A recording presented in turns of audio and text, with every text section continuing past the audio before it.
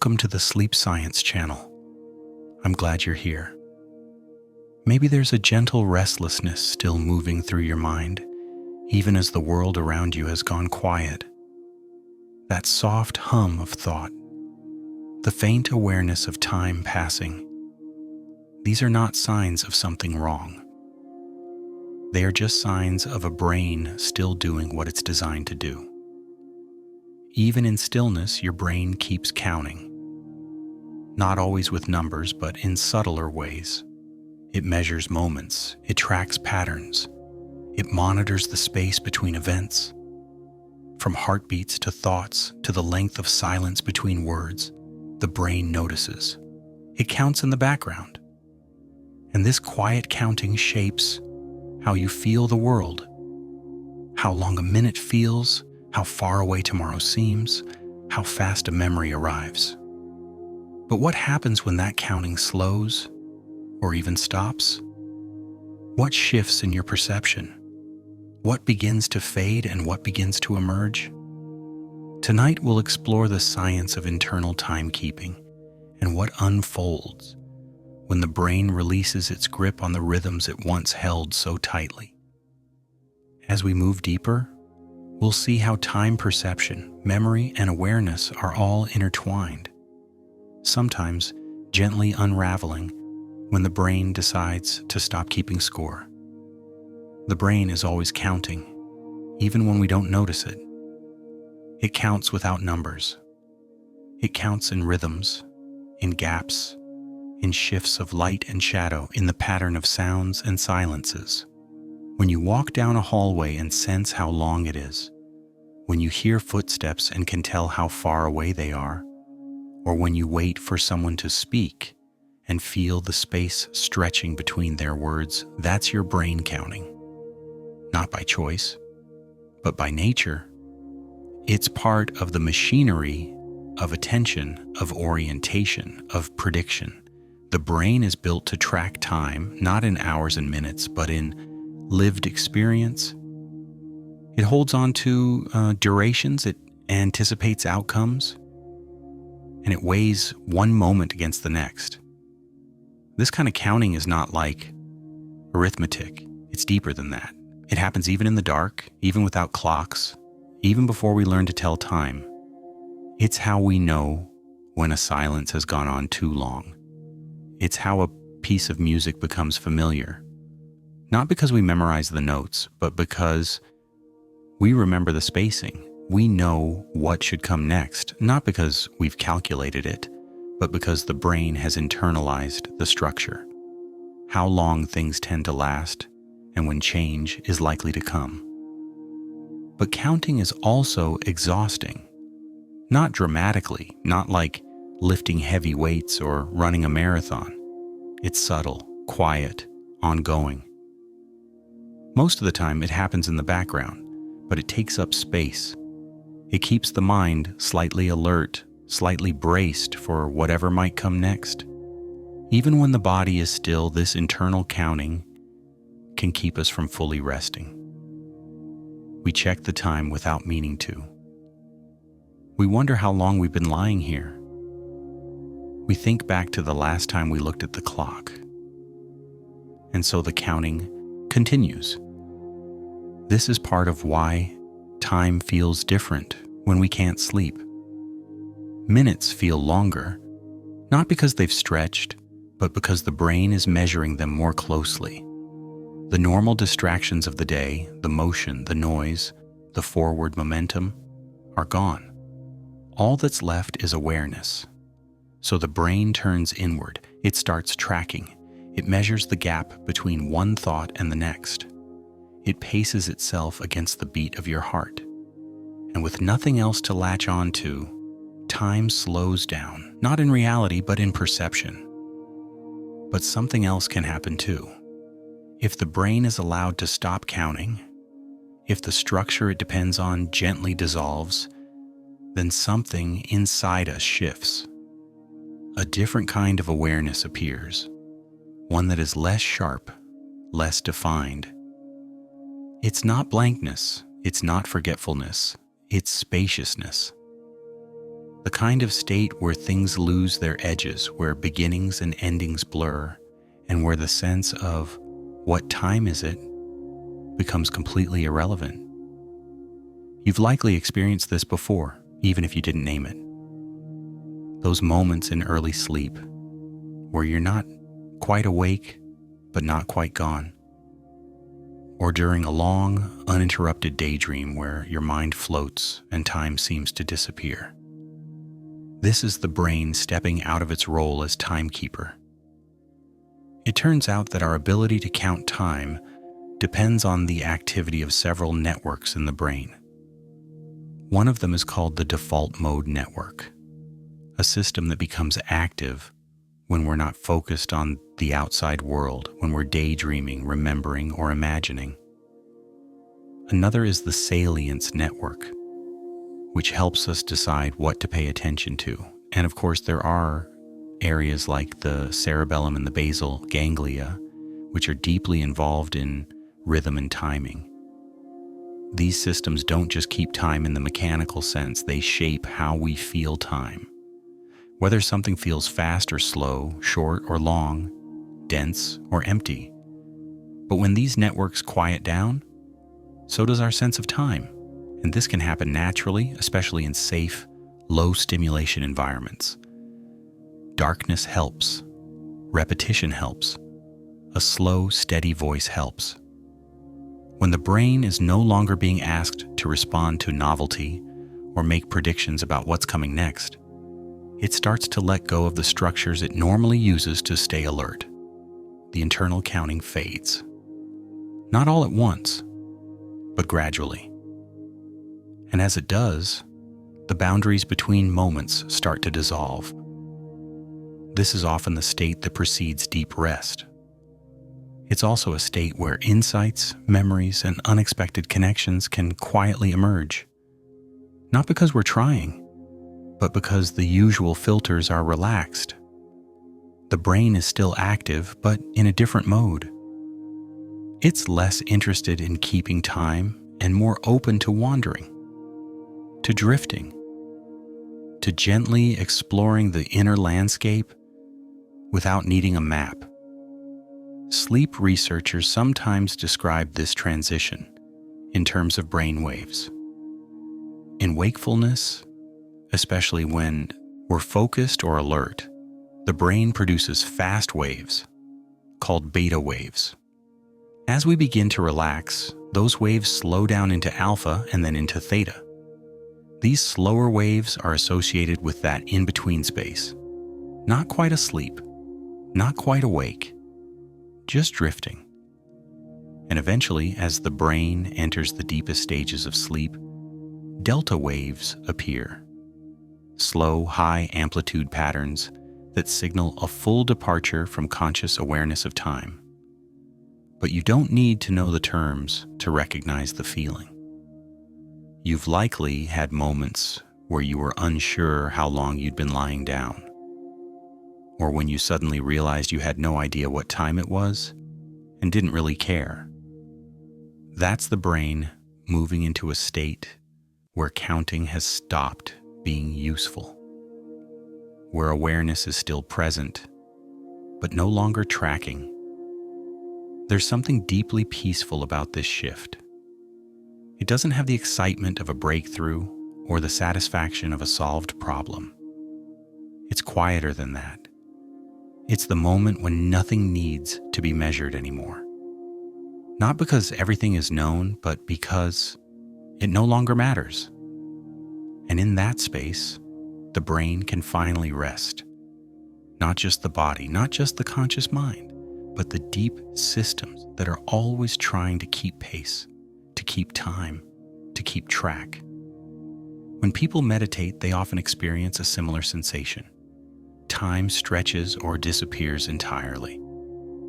A single minute can feel vast, or an hour can pass in what seems like seconds. This isn't just a trick of the mind. It's a shift in how the brain is allocating its attention. Instead of constantly refreshing the mental clock, checking, updating, noting, the brain settles into a state where time is no longer the focus. And when that happens, we're no longer bound by the usual pressure of how long or what's next. Some people notice this most in nature, on a quiet walk in the woods, or while staring at waves on the shore.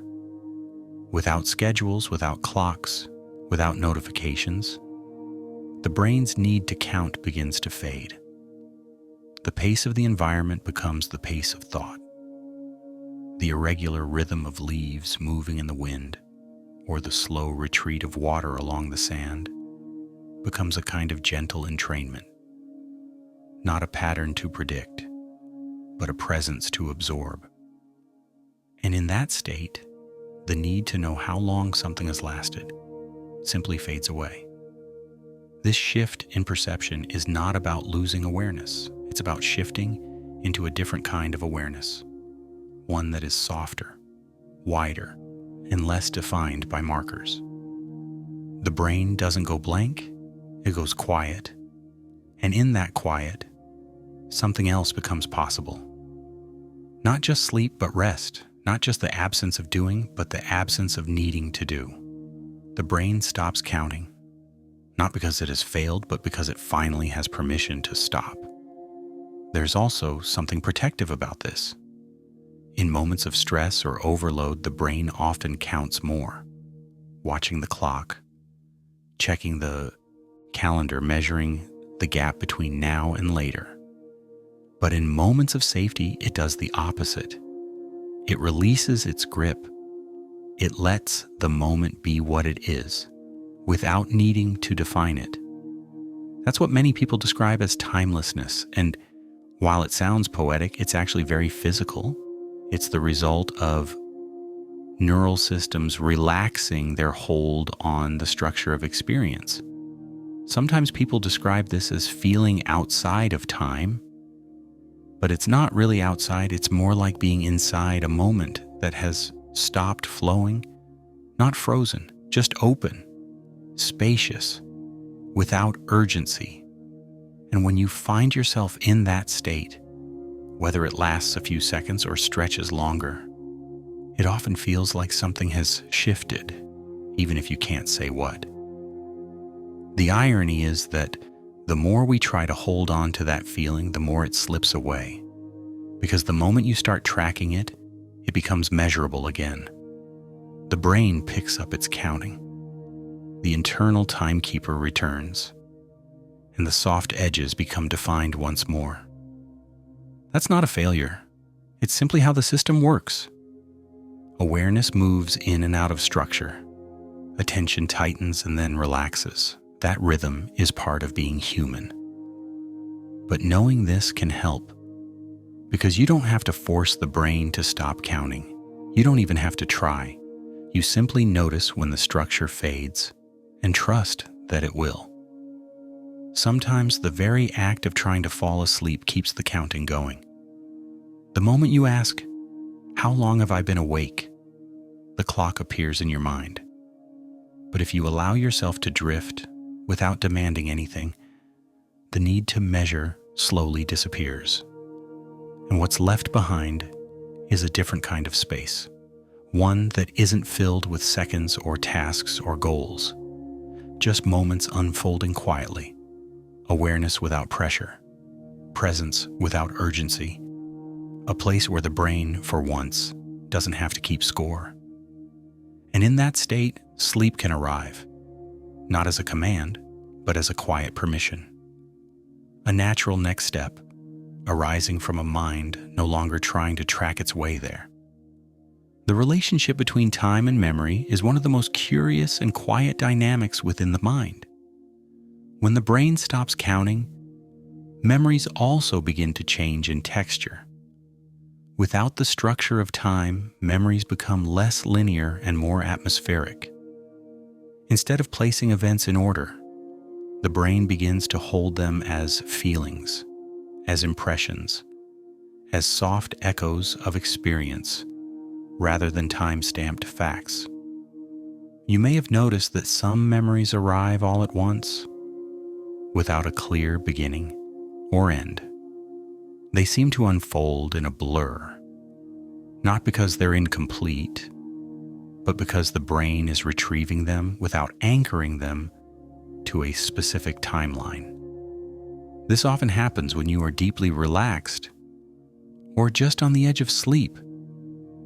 It's not a failure of memory, it's the brain letting go of time as a framework and allowing experience to be remembered by texture rather than sequence. When we sleep, the brain continues to work with memory, but not in the way we might expect. It doesn't replay the day in chronological order. Instead, it sifts, it reweaves, it strengthens certain connections and softens others. This process, sometimes called memory consolidation, doesn't rely on counting. It relies on patterns, associations, relevance, emotion. And all of this happens outside of our awareness, beyond our sense of time. You don't wake up remembering how many minutes your brain spent reviewing a conversation or integrating an idea. You simply feel slightly changed, calmer perhaps, or with a little more clarity. That's the outcome of a brain that has been free to explore memory without the pressure of sequence. Time itself is not something the brain senses directly. There are no time receptors in the body, no sensory organ dedicated to measuring seconds. Time is something we construct internally, using clues from movement, rhythm, light, and expectation. It is a mental framework that allows us to make sense of change. And because it's constructed, it can also be deconstructed. In certain mental states, such as deep rest, meditation, or the threshold of sleep, the scaffolding that holds time together can fade. You may feel like only a moment has passed, when in fact it's been much longer. Or you may feel the opposite, that time has stretched impossibly wide. These perceptions are not illusions. They're reflections of how attention, memory, and awareness are interacting in the moment. As the brain slows down, so does its drive to anchor every moment. It no longer insists on labeling before and after. It begins to treat each passing thought as its own event, not part of a timeline, but part of a larger, floating field of awareness. This state is not just passive, it's generative. The mind can become more creative, more open, when it isn't confined by linear time. That's why some ideas only appear when you're drifting off, or when you wake from a dream. The rules have loosened. The clock is gone. And something deeper is allowed to surface. Even language reflects our relationship with time. We say we're running out of time, or we spend time as if it's currency. These metaphors shape how we think about our day, our lives, our choices. But in deep rest, those metaphors fall away. There's nothing to run out of, nothing to spend, just presence. The brain is no longer planning, no longer scheduling, it is simply being. That shift may seem subtle, but it changes everything. A single moment of timeless presence can be more restorative than a long period of restless waiting. Our sense of time is also influenced by novelty. When something new happens, the brain pays closer attention. It starts counting again. How long did that last? When did it start? What came before it? Novelty reactivates the brain's timekeeping systems. But repetition, softness, and predictability allow those systems to quiet down. That's why certain sounds like rain or ocean waves or a low, steady voice can feel so calming. They give the brain permission to stop counting, to stop tracking change, to let go of prediction. And in that state, the internal sense of time fades into the background. This is also why so many people use routines to help them fall asleep. Familiar sequences of behavior, brushing teeth, dimming the lights, turning off the phone, signal to the brain that nothing unexpected is coming, that it can safely stop measuring. These cues don't just prepare the body, they prepare the mind. They gradually ease the brain out of its role as a vigilant timekeeper and into a quieter role, one of passive awareness, open space, and gentle release. And yet, even as the brain lets go of time, it doesn't shut down. It remains active, but in a different way. Brain imaging studies have shown that during non-REM sleep, some areas of the brain go completely silent, while others become more active. The areas that handle external awareness and time tracking tend to quiet down first. Meanwhile, areas involved in internal reflection and memory start to glow more brightly. This change in activity is part of the transition away from counting. The world outside fades, and the world within begins to take shape. Dreams are a natural outcome of this shift. In dreams, time is fluid. You may experience hours in a few seconds, or feel stuck in a single moment that seems to go on forever. There is no standard rhythm. Events happen out of order, characters appear and disappear, logic bends, and yet within the dream it often feels completely normal. That's because the brain in that moment is not measuring time in the usual way. It's exploring possibility, emotion, memory, and imagination, all outside the boundaries of time. Some people try to train themselves to become aware of time while dreaming, a practice known as lucid dreaming. But most dreams unfold without conscious control, precisely because the brain's tracking systems are at rest. And for many, that's part of the appeal. It's one of the few spaces where time doesn't matter, where the narrative can twist and shift without consequence. And sometimes, that suspension of structure allows the unconscious mind to speak more freely. Outside of sleep, we sometimes enter these timeless states during moments of flow. When we are deeply immersed in a task, writing, painting, walking, or even washing dishes, we may lose track of time entirely. Focused, but not rushed. Engaged, but not counting.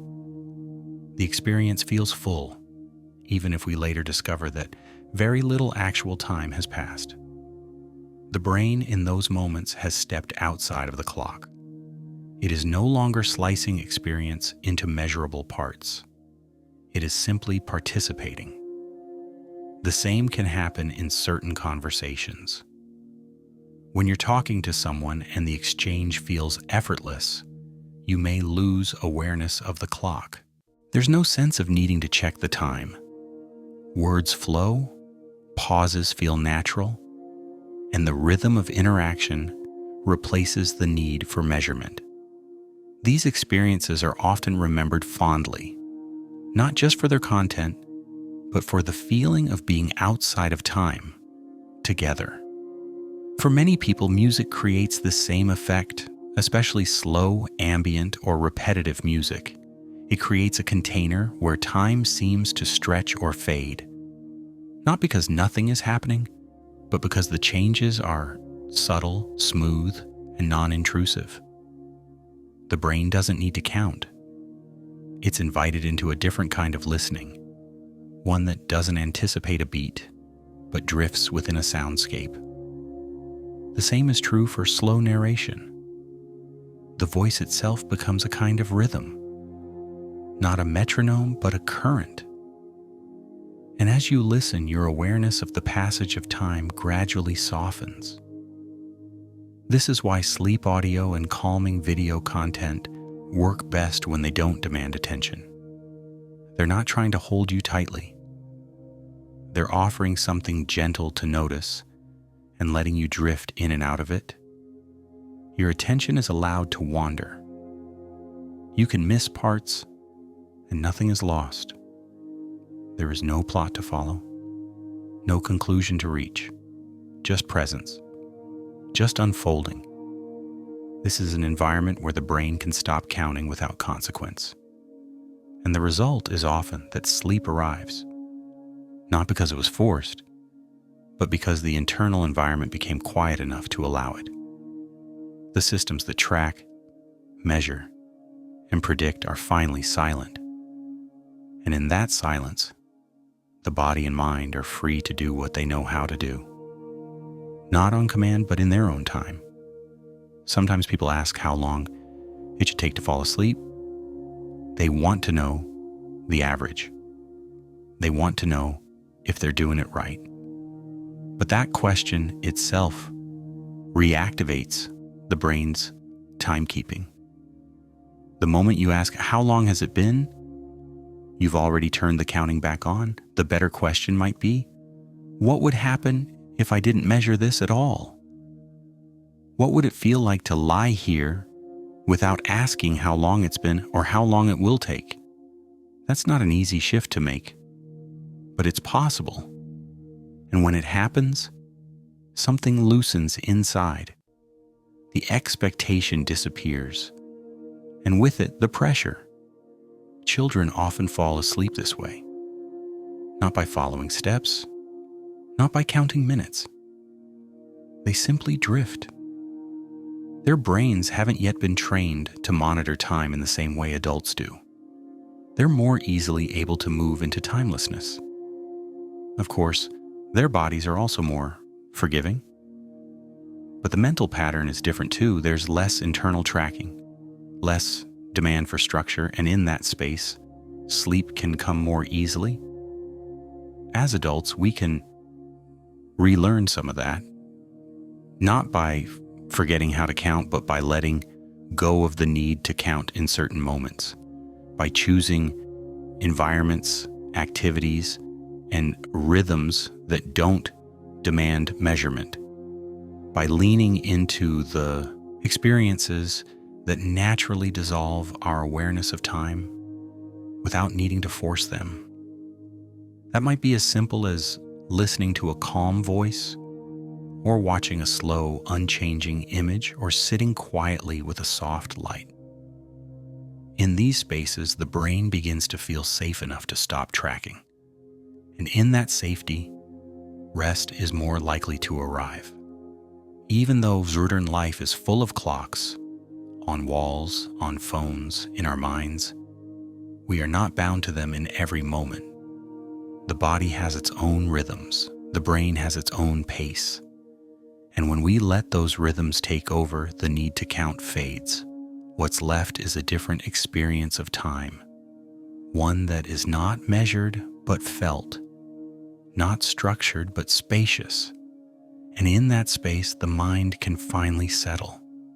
There's something very human about the urge to measure time. It gives us a sense of control, of certainty. We measure time so we can plan, organize, and predict. And yet, the deeper we look into the mind, the clearer it becomes that some of the most important processes, the ones tied to rest, creativity, memory, and peace, don't operate well under pressure. They don't unfold on a timer. They need space. And often, they only emerge when we stop trying to measure them at all. Sleep is one of those processes. You can't force it. You can't schedule it precisely. You can try, of course. You can set a bedtime, dim the lights, and lie still. But actual sleep, the point at which consciousness fades and the brain begins to enter its deeper rhythms, arrives in its own time. And often it comes most easily when we stop demanding it. When the brain is no longer checking the clock. When it's not counting how many hours are left until morning. When it forgets that it was even trying. This is why so many techniques for better sleep are not about action, but about subtraction. Removing light, removing noise, removing stimulation, and most importantly, removing the need to track time. Because once that tracking stops, the brain is free to shift into a different mode. A mode that favors rhythm over schedule, pattern over precision, and ease over effort. Think of the way breath works. You can count it if you want to, Many relaxation methods use counted breathing, 4 in, 7 hold, 8 out, and those can be helpful. But over time, as the body relaxes, you'll likely stop counting. The breath becomes slower, softer, less deliberate. It begins to follow its own rhythm, and that rhythm has no numbers attached to it. The breath is simply there, moving in and out like a tide. This is the state where deep rest becomes possible, where sleep can enter gently, unmeasured, and unforced. The same is true for thought. When you're solving a problem or working through a plan, your thoughts tend to come in a sequence. You follow one idea to the next. You reason your way forward. But when you're resting, that sequence loosens. Thoughts don't disappear, but they become less linear. They don't push, they wander. And as they drift, the brain stops trying to place them in order. It's not concerned with cause and effect. It's not interested in timing. It simply allows thoughts to rise and fall, like clouds, across a quiet sky. This isn't the same as zoning out or going blank. It's a different kind of attention, softer, broader, and less concerned with outcomes. You're not trying to get somewhere. You're just here, listening, noticing, being. And in that space, something in the nervous system begins to settle. Not because you made it settle, but because the usual demands have faded away. Even your sense of self begins to soften in these moments. When the brain stops counting, it also stops reinforcing the narrative of selfhood. The internal story that says, this is me, this is what I'm doing, this is what I need to remember. That story is often tied to time. We recall who we are by placing ourselves in the past and imagining ourselves in the future. But when time disappears, so does the urgency of that narrative. What's left is not confusion, but relief, a sense of being untethered, free, but still present, aware, but not bound. This is the paradox of sleep. It's a state the body deeply needs, yet one the mind cannot summon on command. It arrives in the absence of effort, and that absence is easiest to find when the internal structures of time, of pressure, of measurement begin to dissolve. In some traditions, this idea appears in different forms. Philosophers and poets have long described timelessness as a doorway to insight. Not because time itself is harmful, but because our constant awareness of it can narrow our experience. When we're always measuring, we rarely feel immersed. But when we let go of that need, the immersion comes naturally. We are not watching life pass by. We're inside it, not tracking it, but living it. The brain's timekeeping systems serve a purpose. They help us navigate, coordinate, and survive. But they're not always needed, especially not at night, especially not here. In this moment, as you listen, there is no schedule to keep, no deadline approaching, no task waiting for your attention, just this slow unfolding, just the quiet space between ideas. If your thoughts begin to wander, that's fine. If you forget what was said just a few moments ago, that's fine too. This is not a lecture. It's not a lesson. It's simply a place where your attention can rest, lightly, gently, without needing to grasp. You may hear a sentence and follow it, or you may drift away and return later. Either way, you're doing exactly what this moment is meant to allow. In that drifting, the brain begins to let go of its edges. It no longer defines the start and end of each moment. It stops asking what next and begins to settle into just this. And that is the essence of deep rest. Not the absence of thought, but the absence of tracking. Not silence, but softness. A softness that extends to time itself.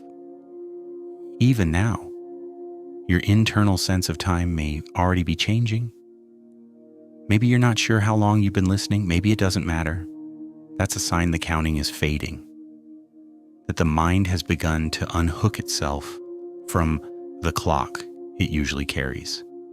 And as that happens, the systems that keep us awake, the ones that check, compare, and calculate, quietly turn down. Somewhere beneath all of this, your body knows what to do. It knows how to enter sleep. It doesn't need a number to tell it when. It only needs space, safety, stillness, and the absence of pressure. When those things are present, the counting stops, and sleep becomes not a goal but a gentle side effect of rest. So much of modern life pulls us toward measurement. We count steps, we track minutes, we analyze sleep cycles, and all of that data can be useful. But in the moment of actually falling asleep, it becomes noise. It becomes a layer the mind must peel away. Because sleep doesn't need to be measured to be real.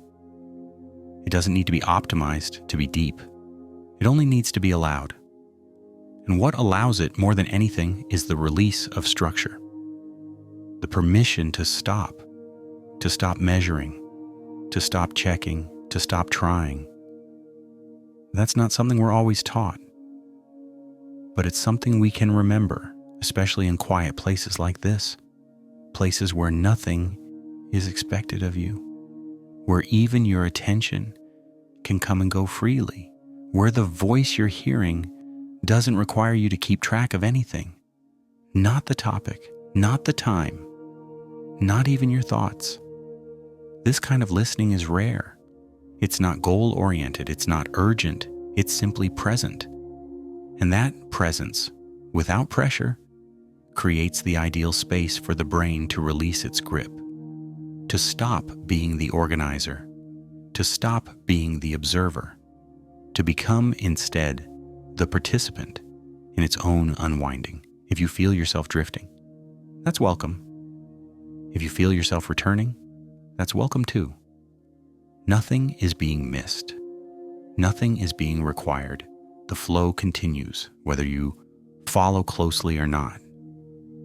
That's the nature of this space. It's designed to hold you without holding on, to support awareness without demanding it. And in that support, the brain can ease itself out of its usual roles. It can unhook from the clock. It can set down the task of counting. And in doing so, it can rest. You may wonder why the brain counts at all, not just minutes or hours, but beats, intervals, pauses, and patterns. It does this because prediction is a form of safety. By knowing when something is likely to happen, the brain feels more prepared. Even in childhood, we see this instinct. A baby begins to anticipate the rhythm of a song, the return of a caregiver, or the beat of a lullaby. That gentle familiarity creates comfort. It helps the nervous system feel regulated.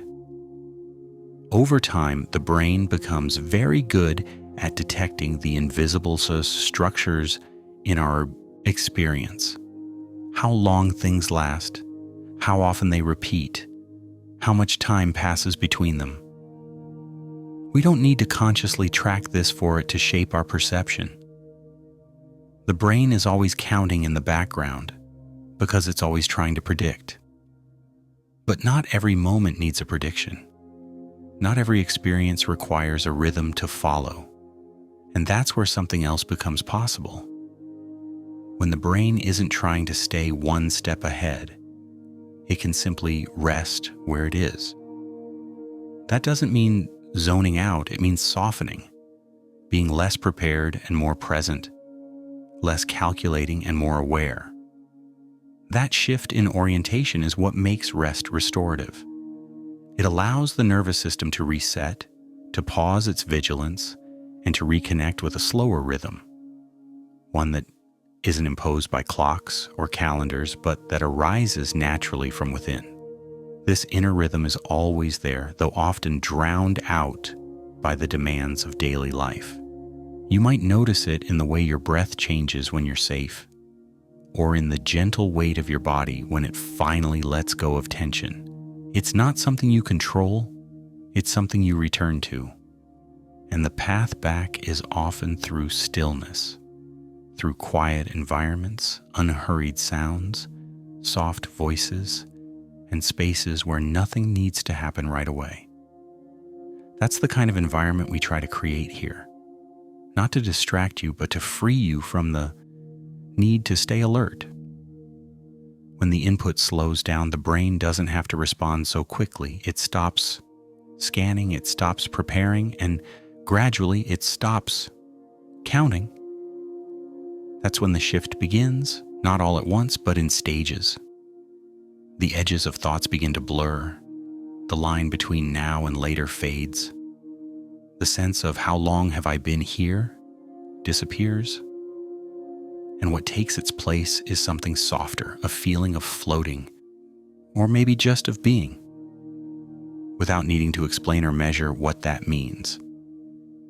This space is not empty, it's full in a quiet way, full of awareness that isn't doing anything, full of sensation that doesn't need interpretation, the kind of fullness that exists only when the usual background noise has faded. It's what some people call presence, or stillness, or simply being. And in that state, the brain is no longer trying to count anything. Not breaths, not seconds, not ideas. It is simply there.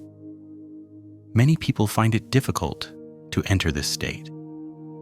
Not because it's hard, but because it feels unfamiliar. We're so used to tracking everything. How long something takes, how much we've accomplished, how far we've come. Even rest is often treated as a task. We ask whether we've rested enough, whether we're doing it right. But true rest doesn't work that way. It doesn't answer to a clock. It doesn't care how long it's lasted. It only cares whether we've stopped trying to measure it. This may seem like a small shift, but it changes the entire experience. A few minutes of real rest, where time has no meaning, can feel deeper than hours spent trying to relax. That's because the quality of rest isn't determined by duration. It's determined by surrender. Not a dramatic letting go. Just a soft unhooking, a quiet decision to stop holding on so tightly, to stop checking, to stop counting. And the moment you stop counting, the brain begins to reorganize itself. Not toward effort, but toward ease. Neural patterns that were once focused on measurement begin to loosen. They stop reinforcing the sense of urgency. They stop building timelines, and in that space, the brain becomes more fluid. It begins to drift. Not randomly, but freely, the kind of drifting that brings insight, that restores energy, that prepares the mind to return with more clarity later on. Even the body follows suit. Heart rate slows. Muscles soften. Breathing deepens. These aren't signs of sleep yet, but they're signs of the body entering pre-sleep. The threshold where alertness fades, but awareness lingers. It's the moment just before sleep arrives, when everything is quieter but not yet gone. That moment often extends itself, when the brain is not being asked to track it. Time stretches, or maybe it dissolves. Either way, you stop caring how long it lasts, because the moment itself is enough. It's worth noting that time distortion is not limited to sleep. In high-stress situations, time can seem to slow down dramatically. This is not because time itself changes, but because the brain becomes hyper-focused. It starts tracking everything in finer detail. Attention sharpens. Memory increases resolution.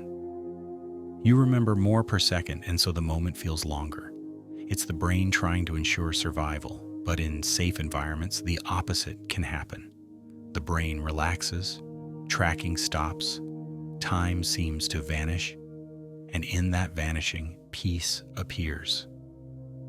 This contrast shows how tightly time and emotion are linked. When we feel anxious, time moves differently. when we feel safe, it disappears. Not objectively, but subjectively. And that subjective time is the one we live in most of the time. Clocks are external, but the experience of time is internal, and it's shaped entirely by the state of the nervous system. So here, in this quiet space, we focus not on the clock, but on the conditions that allow time to dissolve. A soft voice, a slow rhythm, nothing urgent, nothing required, just words flowing gently, just thoughts that don't need conclusions, just presence. And in that presence, something opens, a space you didn't know you needed, a space where time can let go of its grip. This space is not rare, it's always available. But it takes intention to enter it, not effort, just permission. The permission to not know how long you've been here, to not care what comes next, to listen without holding on, to rest without tracking your progress. That kind of rest is deep. It doesn't leave you wondering whether you did it right. It simply leaves you feeling more whole, more intact, as if something that had been pulled tight has finally relaxed. And the next time your brain tries to measure, that's okay. That's what it was designed to do. But you can also remind it gently that not everything needs to be counted, that not every moment must be captured, that some experiences are better when they're simply lived, without being pinned to a number. Even now, your mind might be wandering. You may be remembering something or thinking ahead or drifting between thoughts. All of that is welcome. This isn't a test. There's no right way to be here. You don't need to focus. You don't need to keep up. You don't need to stay on track. There is no track. Just a quiet voice, a slow current, a soft unfolding. You may forget what was said a moment ago. That's fine. You may forget where this started. That's fine too. It's not important to remember everything. What matters is the atmosphere, the tone, the rhythm, the feeling of being allowed to stop counting. That's the invitation. And your brain knows what to do with it. As we continue, there's nothing you need to do. No need to respond or decide or reflect. Just allow the voice to continue in the background. Let your awareness come and go. Let it wander. Let it float. Let it forget time altogether. The passage of time, as we normally understand it, is rarely something we feel directly. We notice time because of change. We register the difference between now and before. We sense when something is beginning or ending. But when change is minimal, or when change happens slowly and steadily, time becomes harder to feel. That's one of the reasons environments with low stimulation, like quiet rooms, dim light, gentle repetition, can feel timeless. Not because time has stopped, but because the cues the brain uses to mark it are no longer obvious. Your brain depends on contrast to measure time. The transition from silence to sound, from light to dark, from stillness to motion. These are the markers that help build a timeline in your mind. But if those contrasts fade, if the environment stays steady, the brain begins to float. It no longer knows what to measure. And instead of counting, it simply experiences. This is why sitting by a fire, or watching slow clouds, or listening to a steady hum can feel so calming. These experiences dissolve the brain's need for structure. They dissolve the clock inside your mind. Even thought itself begins to shift under these conditions. When you're no longer keeping track of anything, thoughts become softer, less like sentences and more like impressions. You might begin to think in images or in sensations. You might notice that your internal voice becomes slower, quieter, almost like a whisper. Or it may disappear altogether, and what replaces it is not silence, but something closer to open space. You're still conscious, but your awareness is no longer shaped by structure. In this kind of state, the brain doesn't seek to control, it allows. There is no urgency, no timeline, no arrival point. Awareness is fluid, attention floats, and in that floating, the nervous system shifts out of problem-solving mode and into what some researchers call the parasympathetic state, a mode of calm, repair, and rest. This doesn't happen because you try to make it happen. It happens because the conditions allow it. And one of the most powerful conditions for rest is the absence of counting. The modern world rarely offers this. We are surrounded by metrics, measurements, countdowns, and reminders. Even in leisure, we often track our time. How long we've walked, how many hours we've slept, how many episodes we've watched. This constant self-measurement keeps the brain in a mild state of alertness. It continues to anticipate, to monitor, to compare, and even if the content is relaxing, the structure remains. That's why intentional spaces, like this one, feel different. They aren't trying to entertain. They're not tracking your engagement. They're not asking anything of you.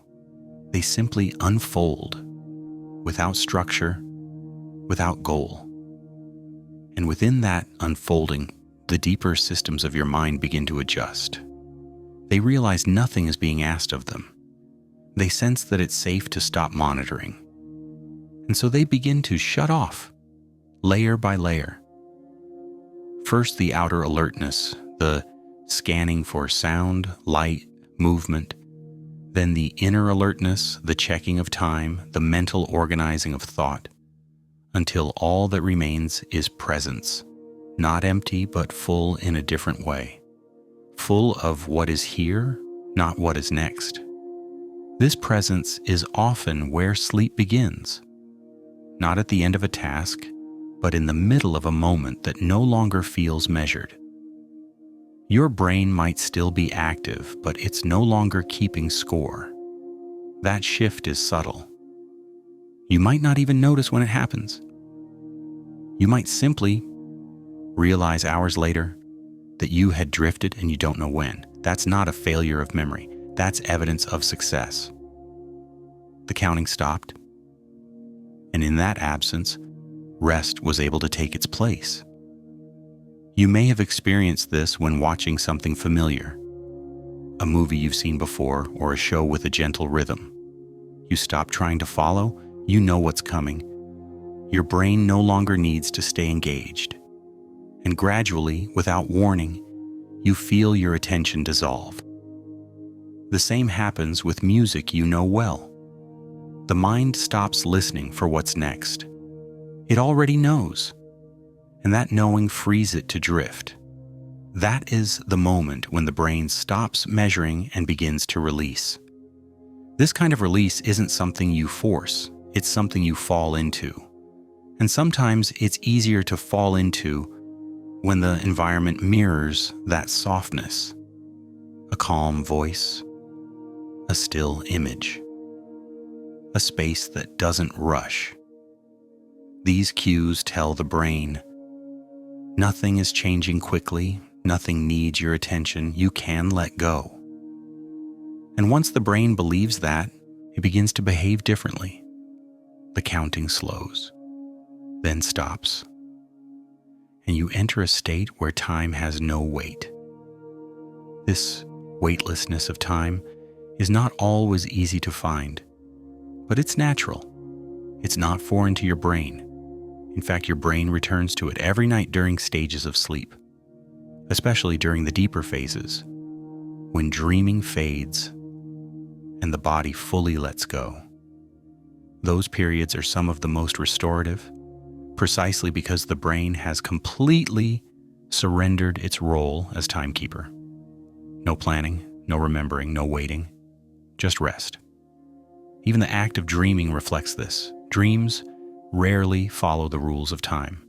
Scenes jump in, characters shift, hours pass in seconds, or seconds feel eternal. The brain, untethered from its usual responsibilities, begins to explore freely. And in doing so, it reveals a different kind of intelligence, one that isn't bound by structure, but still has its own form of logic. It's not random, it's just not measured. When you awaken from a dream like that, you may feel confused about how long you were asleep. Time feels strange, distant. That's not disorientation. That's evidence of the brain exiting a timeless state and re-entering one where structure matters again. And that transition, if it's gentle, can leave you feeling clearer, not foggier, because the time away from counting has allowed your brain to reset. So when you create space to experience that timelessness while still awake, perhaps by listening, perhaps by doing nothing, you're giving your brain a similar gift, a break from needing to organize, a pause from precision.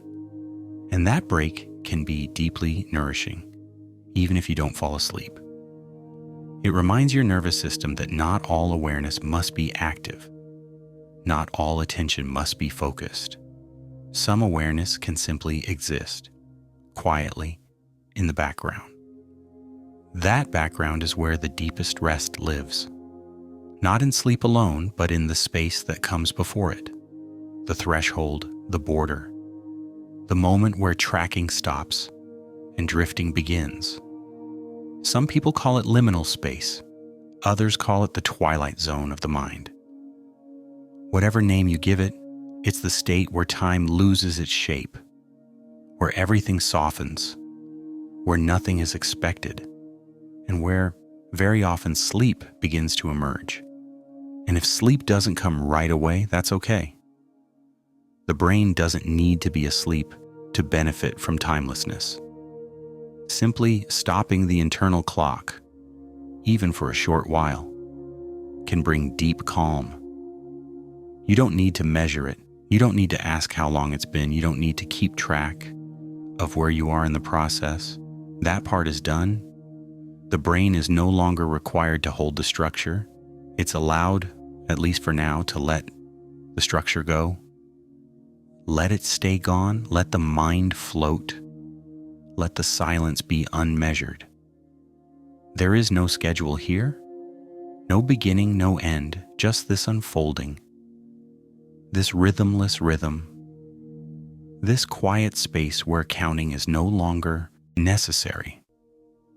If you've ever been deeply immersed in something, reading a book, working with your hands, watching the light shift across a wall, you may have slipped into a state where time no longer felt present. These moments often pass unnoticed until we come out of them.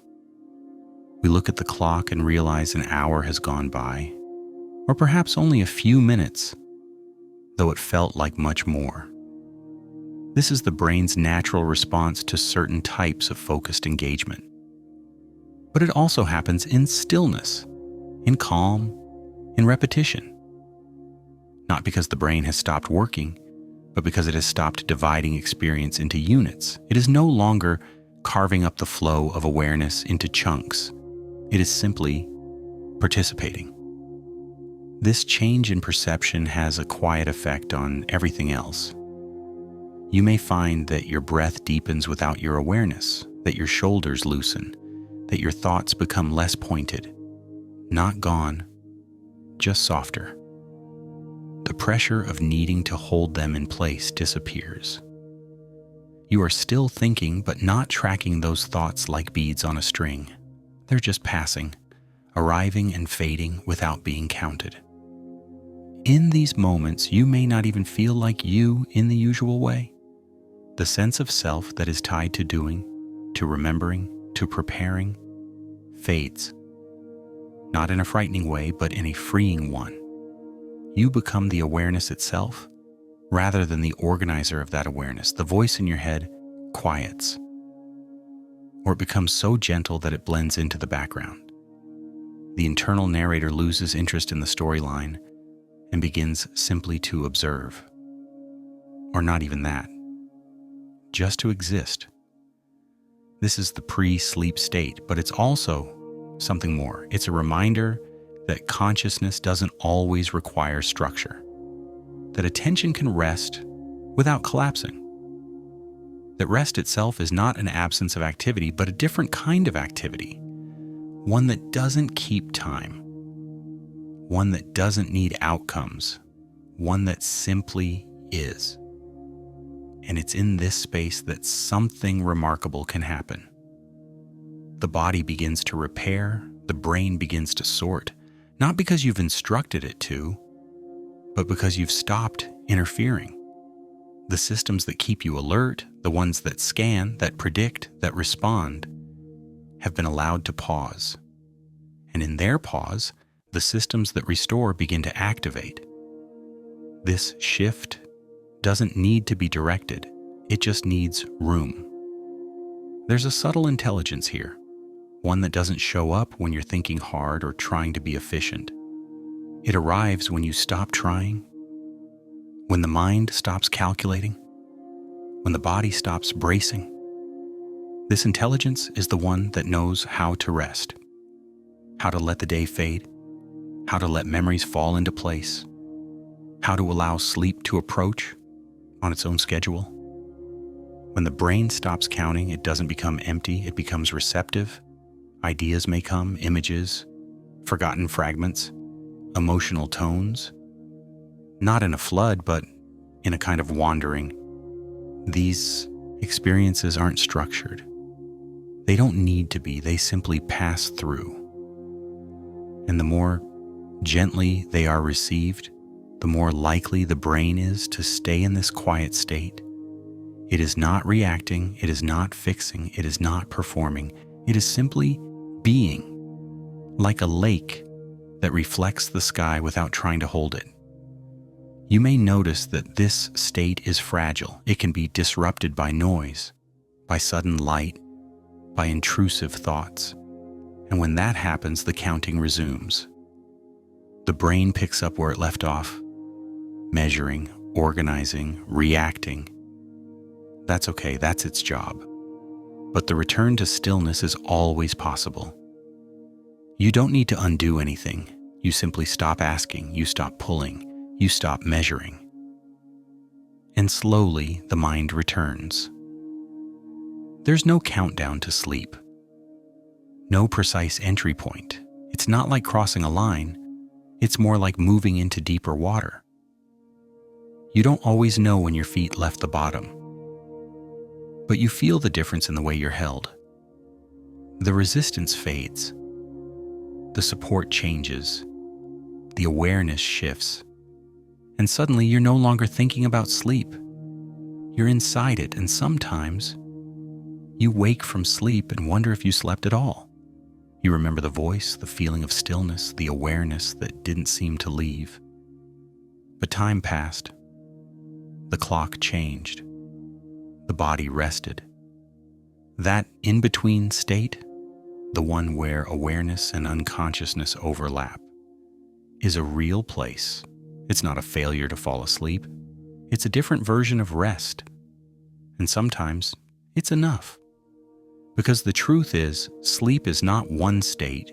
It is many states. It flows, it cycles, it drifts. And your experience of it may not always match the definitions. You may be more aware than usual. You may remember more. You may not remember anything at all. But what matters is that the body and mind have had a chance to stop holding time, to stop tracking, to stop needing to do. This is not something that has to be earned. You don't need to prove your tiredness. You don't need to reach a threshold. You simply need to stop trying to manage the process. And that letting go, quiet, unforced, is what opens the door. Even now, you may be near that doorway. You may have already passed through it or be floating just beside it. There's no need to find it. It finds you when the conditions are right. And right now, those conditions are here. There is nothing pulling at your attention, nothing asking for a response. The voice continues, but it does not demand. The words arrive, but they do not instruct. The pace is even, the rhythm is soft, and the space between the words is just as important as the words themselves. That space, that pause, that silence between is where the brain begins to notice that nothing needs to be counted. There is no interval to hold, no change to anticipate. And in that noticing, the brain begins to let go. It's not the same as forgetting. It's more like loosening, a gentle unhooking from the mechanisms of time. The internal sense of structure becomes less relevant. The usual threads that hold thoughts together begin to fray, not in confusion, but in relief. You're no longer following a path. You're floating within it. And if you find yourself returning, briefly noticing the moment, the room, the sound, that's fine too. Awareness doesn't break the state. It's part of it. What matters is that you are not being asked to track anything, not even yourself. You can be here and then gone and then here again. No continuity is needed, no memory is required, every moment is whole on its own. This is why sleep and the states that lead to it feel so timeless. Because they are. Not in the literal sense, time still passes, but in the experiential sense. There is no internal ticking, no pressure to mark progress, no goal to reach, just being, just this. The longer you stay in that space, the less you care about how long it lasts. And that is the shift. That is the turning point where the brain, at last, gives itself permission to stop. And once it stops, everything else begins to settle. There's a curious calm that comes when time fades. Not just from the outside, but from within. When you're no longer comparing now to before or anticipating what's next. The sense of moment to moment fades, and what remains is presence. Not as an idea, but as a felt reality. A space where nothing is asked of you, not even awareness. And strangely, even without doing anything, the mind begins to soften. The systems that normally run in the background, the ones that evaluate, interpret, and organize, start to slow. They're not shutting down completely, but they're idling. They're waiting. But not for anything in particular, just for stillness to do its work. And the less you engage them, the more they pause. This is a reversal of most waking states, where the mind is always preparing, but here it isn't preparing. It's simply being. And that beingness, that quiet existence without structure, is deeply unfamiliar to many of us. We're used to organizing everything, even our rest. We categorize our sleep, our dreams, our time spent awake. But sometimes, the most restful experiences are the ones we don't remember clearly, the moments where we weren't tracking anything at all, just drifting, just floating. And later, when we return to alertness, something inside feels different, lighter, as though a weight we didn't realize we were carrying has been quietly set down. This weight is often the pressure to know what time it is. Not just the hour, but the metaphorical time, what stage we're in, how far we've come, what's left to do, the pressure to measure, to place, to label. And when that pressure is lifted, the brain is free to enter a different kind of state, one where it's not trying to make sense of things, one where it doesn't need to organize the experience, it can just experience. This is what makes sleep so unique. It's not a passive state. It's active in a very different way. During sleep, the brain is still processing, still integrating, still working, but it's doing so without the oversight of consciousness, without the structures of time and sequence. And the lead up to that, this space you're in now, is where the transition happens. You may feel yourself going in and out of it. You might hear a phrase and then lose it. You might come back and not remember what was said. That's exactly what this space allows. There's no continuity required. No memory. Each word is enough on its own. Each breath, each moment, and the brain, gently noticing that nothing needs to be followed, begins to stop following. Even awareness becomes less focused. You don't need to attend. You don't need to respond. Your mind can wander or not. It can drift or stay nearby. It can float away and return at any point. There's no penalty for missing anything, no need to rewind, because there is no storyline, no structure, no path, just a quiet unfolding, a space that allows rest without requiring anything in return. And the more you're in this kind of space, the easier it becomes for the brain to drop its usual habits, the habits of comparison, of keeping pace, of tracking time. Those habits aren't bad. They help us survive, navigate, succeed, but they're not necessary here. And when the brain recognizes that, it doesn't resist. It simply pauses. And in that pause, you begin to settle, not just physically, but neurologically. That settling can feel like heaviness or like lightness. It can feel like warmth or spaciousness or distance. Everyone experiences it differently. But beneath all those variations is a common thread, the absence of demand. Nothing is being asked of you, not even to rest, just to be. And the longer you stay in that state, the more the brain learns to recognize it. It remembers that this is an option, that not every moment needs to be structured, that it's okay to exist in a space without measurement. This memory, if you want to call it that, becomes part of your nervous system's vocabulary, a place it can return to more easily next time, a familiar kind of silence. We rarely talk about silence as something active, but it is. It creates conditions, it opens doors, it reduces pressure, and in doing so, it makes room for things to happen naturally. Sleep, insight, healing, stillness. These are not results we can force, but they are outcomes that silence can welcome. Not by making them happen, but by getting out of their way. And that's what this is. A long, slow, steady getting out of the way. A removal of structure. A soft reversal of urgency. A space in which the mind can stop counting and still be completely whole. Even now, you may notice that you're not sure how long you've been here. That's a sign that the counting has already slowed, that the parts of your mind that usually track time are beginning to dim. Not shutting down, but stepping back.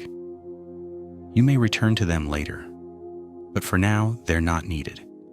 And in their absence, there is clarity.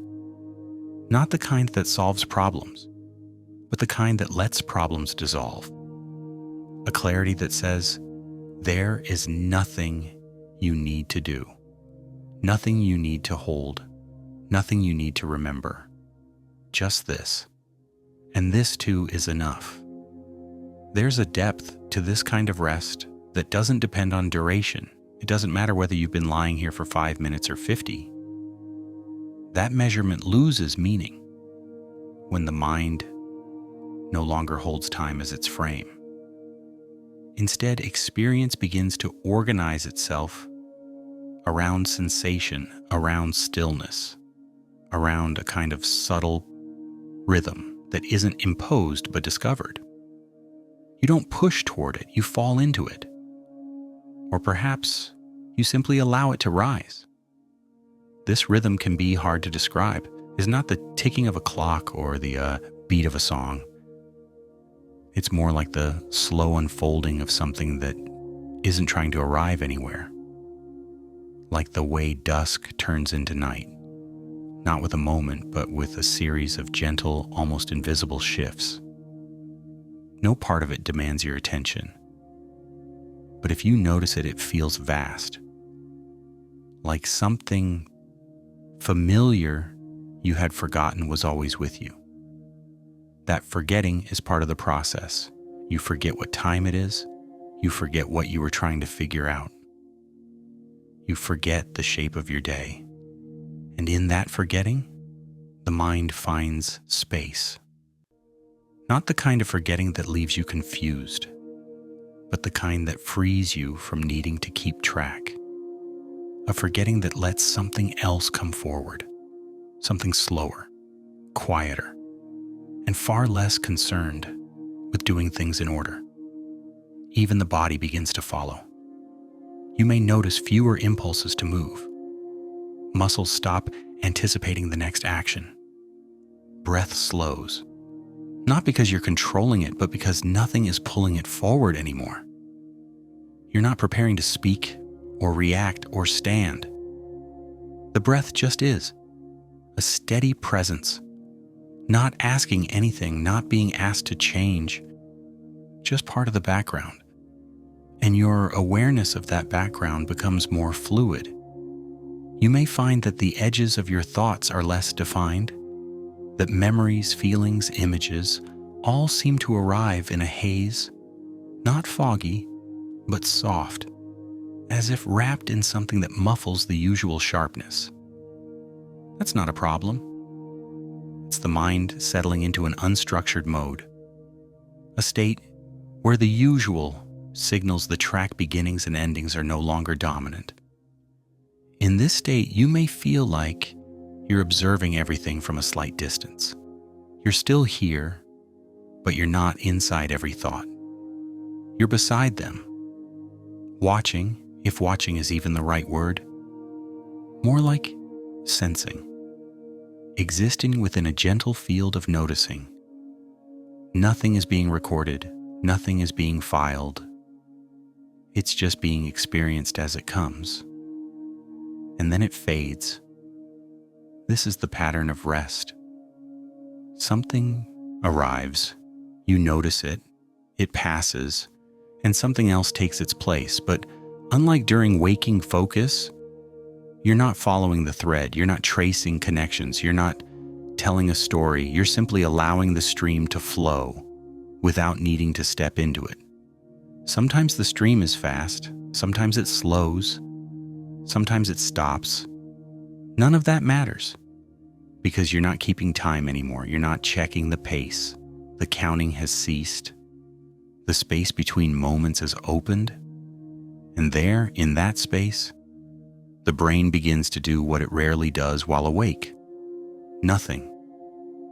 Nothing in this case is not absence. It's presence without effort.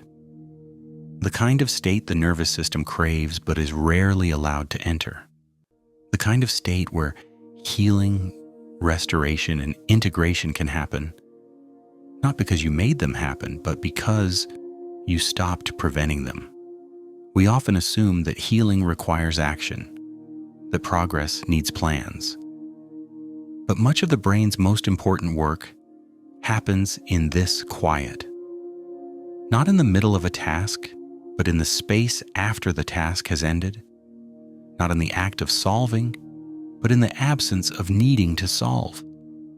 That's where integration happens. That's where connections form, and they form best when the mind is not counting anything. You may feel a kind of slowness now, not heavy, but wide. Like time is spreading out, becoming less linear. That slowness is not tiredness, it's spaciousness. And within that space, the mind becomes free.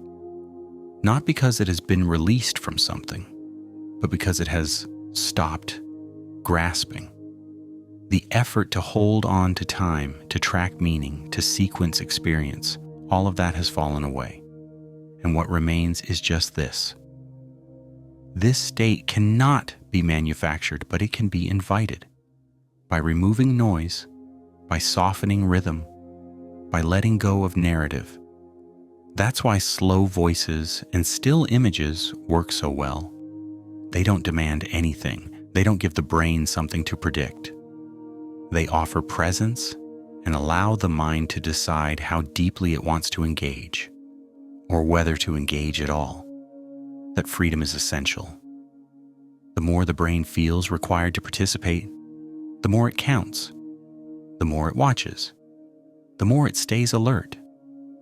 But when it feels allowed to drift, to float, to release, it begins to choose stillness on its own. Because the default is not activity. The default is balance. And balance, when no longer disturbed by urgency, often looks like stillness. There's no need to mark when you enter that state. You won't know. It doesn't announce itself. There's no line, just a deepening, a widening, a softening of edges. And at some point, the awareness of time fades so completely that you could not say whether it's been a minute or an hour. That's when you know the counting has stopped. And the brain, in that absence, is doing what it knows how to do. Resting, drifting, rebuilding. It's a quiet kind of intelligence, this one. Not the intelligence that solves puzzles or builds systems, but the intelligence that restores equilibrium, that returns the mind to center, that rebalances without needing any instruction. It doesn't need time to do that. It just needs freedom from tracking. And so that's what this space is built for, to remove the need to track, to let words come and go without needing to remember them, to let time pass without asking how much, to let awareness float without pinning it down. That's not laziness. It's not forgetting. It's the brain entering a different mode of being, a mode where each moment is enough, a mode where nothing before matters and nothing after is waiting, a mode where you are not being counted on and you are not counting. You are simply here, and here is enough. As we move deeper into this timelessness, you might notice that the familiar mental signposts, names, dates, plans, worries, become quieter. They may still drift through, but they don't hold their usual weight. They arrive and fade without anchoring you in place. The mind, freed from its need to measure, begins to rearrange its priorities. Not toward action, but toward openness. Not toward remembering, but toward simply being. This openness allows for things you don't always expect. Sometimes long-forgotten fragments rise to the surface. A sentence someone once said, a face in a crowd, a smell from a childhood room. Not because you were trying to recall them, but because space was made for them to appear. The brain, without the structure of time, pressing against it becomes a different kind of space, less linear, more spacious, less concerned with logic, more attuned to connection. And those connections can form in unusual ways. You might find your thoughts moving across topics that don't seem related. But in this state, the mind isn't searching for answers. It's simply wandering. And that wandering is meaningful in its own quiet way, like a stream that flows without needing a destination. It carves space into the moment, leaving small patterns behind. Sometimes insight arises here, softly and without effort. Not a breakthrough, not a solution, just a feeling of understanding, or then like something long held has finally loosened. Even the body senses this shift. It often responds by sinking more deeply into the surface beneath it. The tension around the eyes may soften. The muscles of the jaw, the shoulders, the back, gradually letting go of the small holds they maintain throughout the day. These aren't dramatic changes. They're slow, sometimes unnoticed, but they mark the movement from guarded awareness to full safety. And safety, not exhaustion, is what sleep ultimately responds to. The brain doesn't fall asleep because the day was long. It falls asleep because it finally feels allowed to stop monitoring. And that feeling can't be rushed. It must be discovered gently, like wading into still water, sensing the moment your feet lift from the bottom. There is no right way to enter this. Some people slip into it quickly. Others move in and out, staying close to awareness, even as their bodies begin to rest. It doesn't matter how it happens. It only matters that nothing is being demanded. The voice continues not to hold your attention, but to keep you company. A soft sound in the background, like wind through leaves. Something the mind doesn't need to follow, but can return to if it wants. And in that return, there is rhythm. Not the kind that marks time, but the kind that carries it, like the gentle rocking of a boat, like the breath of someone sleeping beside you. That slow, natural rhythm begins to shape your experience, not with instruction, but by presence.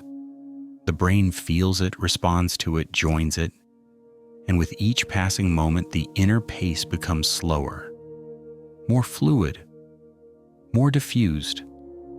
You may wonder now and then where you are in this process, how long you've been here, how far there is to go. That's the counting mind returning just for a moment. And when it does, you don't need to push it away. Just notice it, let it speak, and then let it fade again. Because it will. That voice only stays active when it's fed with urgency. Without urgency, it has nothing to hold on to. And what's left when it fades is something far more stable. A kind of awareness that doesn't need to name things. A kind of rest that doesn't need to be declared. It just is. Like dusk, like tide, like the deepening silence in a house where everyone has finally gone to bed. And in this silence, the mind becomes more than relaxed. It becomes receptive. To what? It's not always clear. Maybe to sleep, maybe to memory, maybe to nothing at all. But that openness is a kind of welcome, an invitation that requires nothing in return. And sometimes, when the conditions are right, sleep answers. Not like a response, but like a presence that was waiting nearby. The final moments before sleep often go unnoticed. There's no marker, no transition, only the slow, drifting away from noticing. The voice may still be speaking. You may still be hearing it. But the self that was following it is now distant. Not absent, but no longer involved. That shift is invisible while it's happening. Only later do you realize it occurred. And that's the nature of this kind of rest. It doesn't demand recognition. It doesn't arrive with fanfare. It simply becomes part of the background, part of your rhythm, part of your return to balance.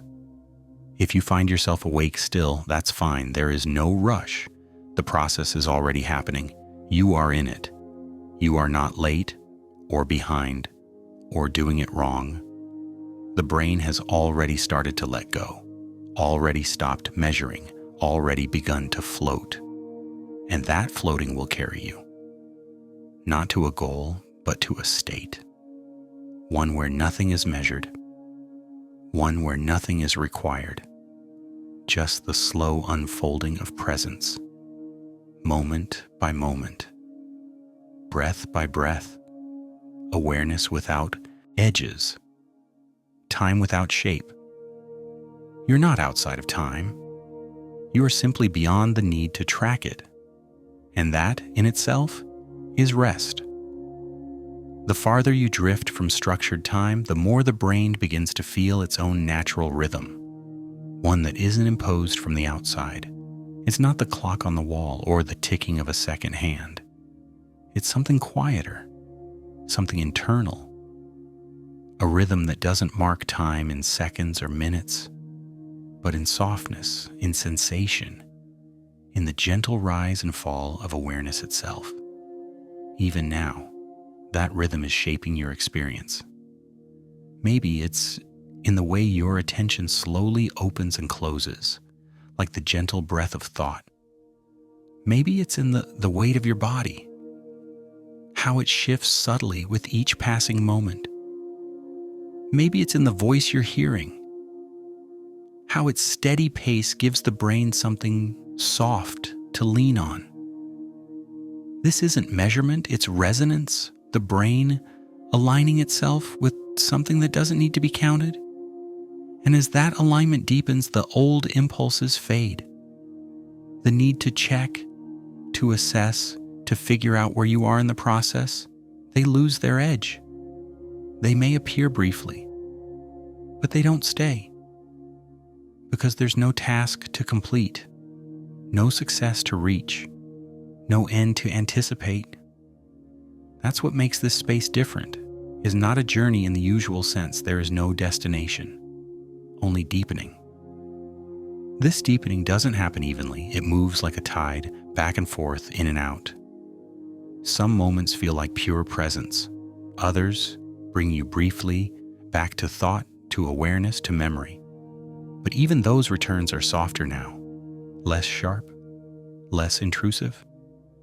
They come and go, and the rhythm of your mind remains steady, no longer shaped by urgency, just gently responding to what's here. And what's here is enough. This voice, this space, this unfolding moment that asks nothing of you, not your attention, not your understanding, not even your awareness. You can follow or not. You can listen or not. You can drift, forget, return. It's all part of the same rhythm, a rhythm that holds you even when you're no longer noticing it. This is why time feels so different in this state, because the usual ways we track it are no longer active. The brain is not measuring change. It's not logging memory. It's not mapping sequences. It's simply present. And presence, without structure, begins to feel infinite, not large, not endless, just without edges. There is no clear start or end to this moment. It simply is. And in that is, the nervous system begins to shift into its most restful mode. The heart slows, the breath deepens, muscles find their natural length, not because you told them to relax, but because nothing is holding them in tension anymore. The body remembers what it feels like to be unmeasured, and it responds with stillness. That stillness is not blank. It's full of quiet activity. The brain continues to regulate. The body continues to repair. Systems continue to coordinate. But they do so under different leadership now. Not from the part of the mind that counts, but from the part that listens, that responds to silence. That takes its cues, not from the outside world, but from within. And what it hears in this quiet is peace. Not peace as an idea or a feeling, but peace as an absence. The absence of pressure, the absence of demand, the absence of structure. Just presence unfolding in slow waves. If thoughts rise, let them. If memories appear, let them. Nothing interrupts this state. Nothing can break it, because there's nothing being held together. The moment doesn't require your attention to exist. It doesn't need you to remember it.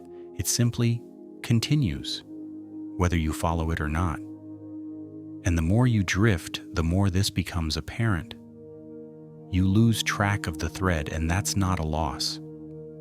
It's a sign that the thread was never needed. The brain is no longer building a path. It's resting in place, not stuck, settled, not held, supported by a rhythm that moves without counting, a rhythm that has always been there, just beneath the noise.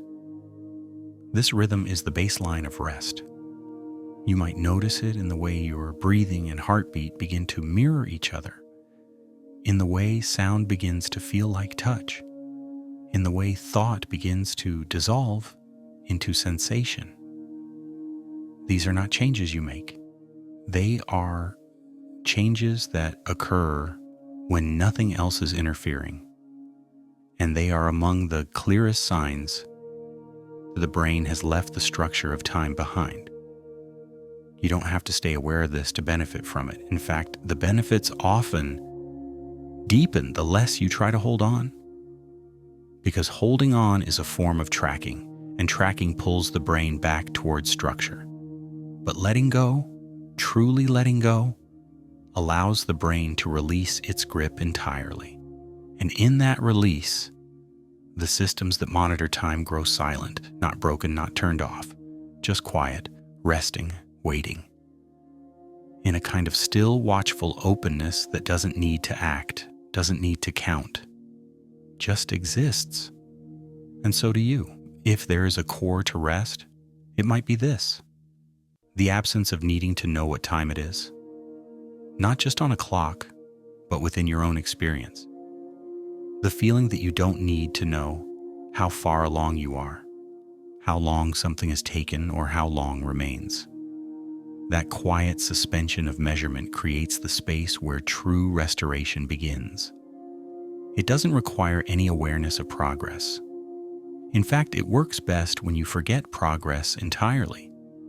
The brain has long associated time with action. To do something, we plan. To plan, we measure. To measure, we count. But here in this space, there is nothing to do. And so the foundation of action, time itself, begins to fade. The scaffolding drops. And with it, the internal structures that keep you alert begin to dissolve. You may feel this dissolution as stillness, or as subtle motion like floating or swaying.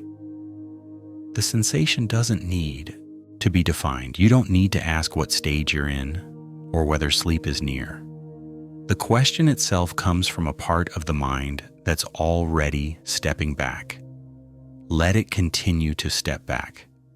Let it recede until there's nothing left but the moment you're in, the space you're held in, the rhythm that no longer asks for your attention. Sometimes this state brings dreams. Sometimes it brings only blankness. Sometimes you remember drifting. Sometimes you don't. All of that is allowed. The mind does not have to perform. It doesn't need to deliver anything. There is no outcome required. There is only unfolding. And unfolding doesn't need to be measured. Even the voice, as you hear it now, may start to feel more like texture than language, like a soft presence moving through the room. The brain no longer parses every word. It doesn't need to. There is no meaning to hold on to, only tone, only cadence. And those two are fading into the background. This is where the quiet becomes expansive. Not empty, just unpressured. A space where the nervous system is no longer preparing for anything, no longer organizing, no longer storing. It is simply releasing. Not a dramatic letting go, but a gentle settling into the natural state it always returns to when time disappears. And when time disappears, so do most of the reasons to stay alert. You may feel your thoughts becoming more distant, as if they're happening in another room. You may feel sensation spreading out across your body, no longer confined to particular places. The lines between mind and body blur, and the identity that once managed everything steps aside. This isn't loss, it's release. The temporary loosening of the self that holds things together. The version of you that keeps track, that manages, that measures, has nothing to do now. So it fades, it rests, and the part of you that remains is the part that never needed time to begin with. The part that simply is. It can be hard to describe this state in language, because language often depends on sequence, this, then that, before and after. But here there is no sequence, only presence, not a progression of moments, but one ongoing moment that contains everything it needs. You may drift in and out of this state. That's natural. Awareness returns, thoughts resume. The brain gently tests whether it needs to come back online, and if nothing pulls it, it fades again. This cycling is part of the process. It's not a sign of failure, it's the rhythm of restoration. And every return to presence deepens the space that came before it. Eventually, sleep may arrive, or it may already have. You might notice it just before it takes over, or not at all. It might feel like falling, or floating, or nothing. That part isn't important, because the shift happens without needing to be recognized. The moment when the last structure falls away is often the one we forget. That forgetting is part of the gift. And if you don't fall asleep, you're still in the right place. You're still giving your brain something it rarely gets: time without tension, attention without pressure, awareness without tracking. This kind of rest has its own intelligence. It supports all the layers beneath the surface. It gives the systems that serve you all day a space to pause. And in that pause, they reset. It doesn't need to feel profound. It doesn't need to feel like anything.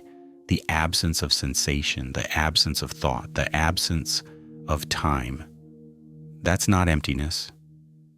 That's space being given back to the parts of you that hold so much.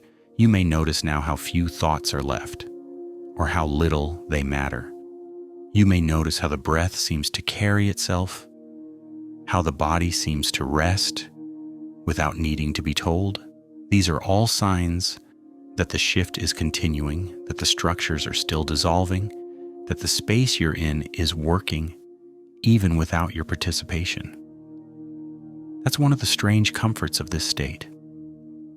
It doesn't require you to show up. You don't need to try. You don't need to notice. It continues whether or not you're aware. The voice may fade. The words may dissolve. But the current remains, carrying you gently, not towards something, just within something. And as it carries you, time continues to lose shape. Moments blur, memory loosens, the future stops leaning forward, the past stops tugging back. All that's left is this widening present, unmeasured, unclaimed, unbroken. A stillness that doesn't announce itself. A softness that holds everything. This is what happens when your brain stops counting. You've likely noticed by now that the sensation of listening has changed. It may no longer feel like you're hearing every sentence. The voice may seem further away or less specific. That too is part of the shift. Not a decline in attention, but a redirection. Your awareness is no longer tied to tracking meaning. It's simply present with sound. The content becomes less important than the continuity. A low, even current, flowing just beneath your thoughts, or perhaps where thoughts used to be. And the farther you drift, the more time seems to recede, not just as an idea, but as a structure. Things begin to float. You may forget where one thought ended and another began.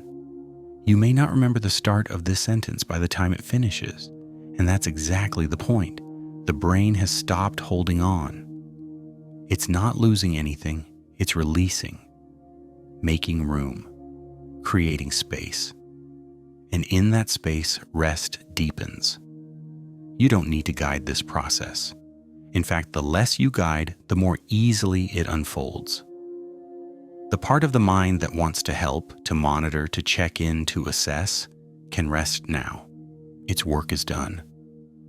Not because something has been achieved, but because there's nothing left to achieve. You're not preparing anymore. You're not organizing. You're simply here. And here is no longer a moment in time. It's not part of a sequence. It doesn't have a timestamp. It doesn't exist between a before and an after.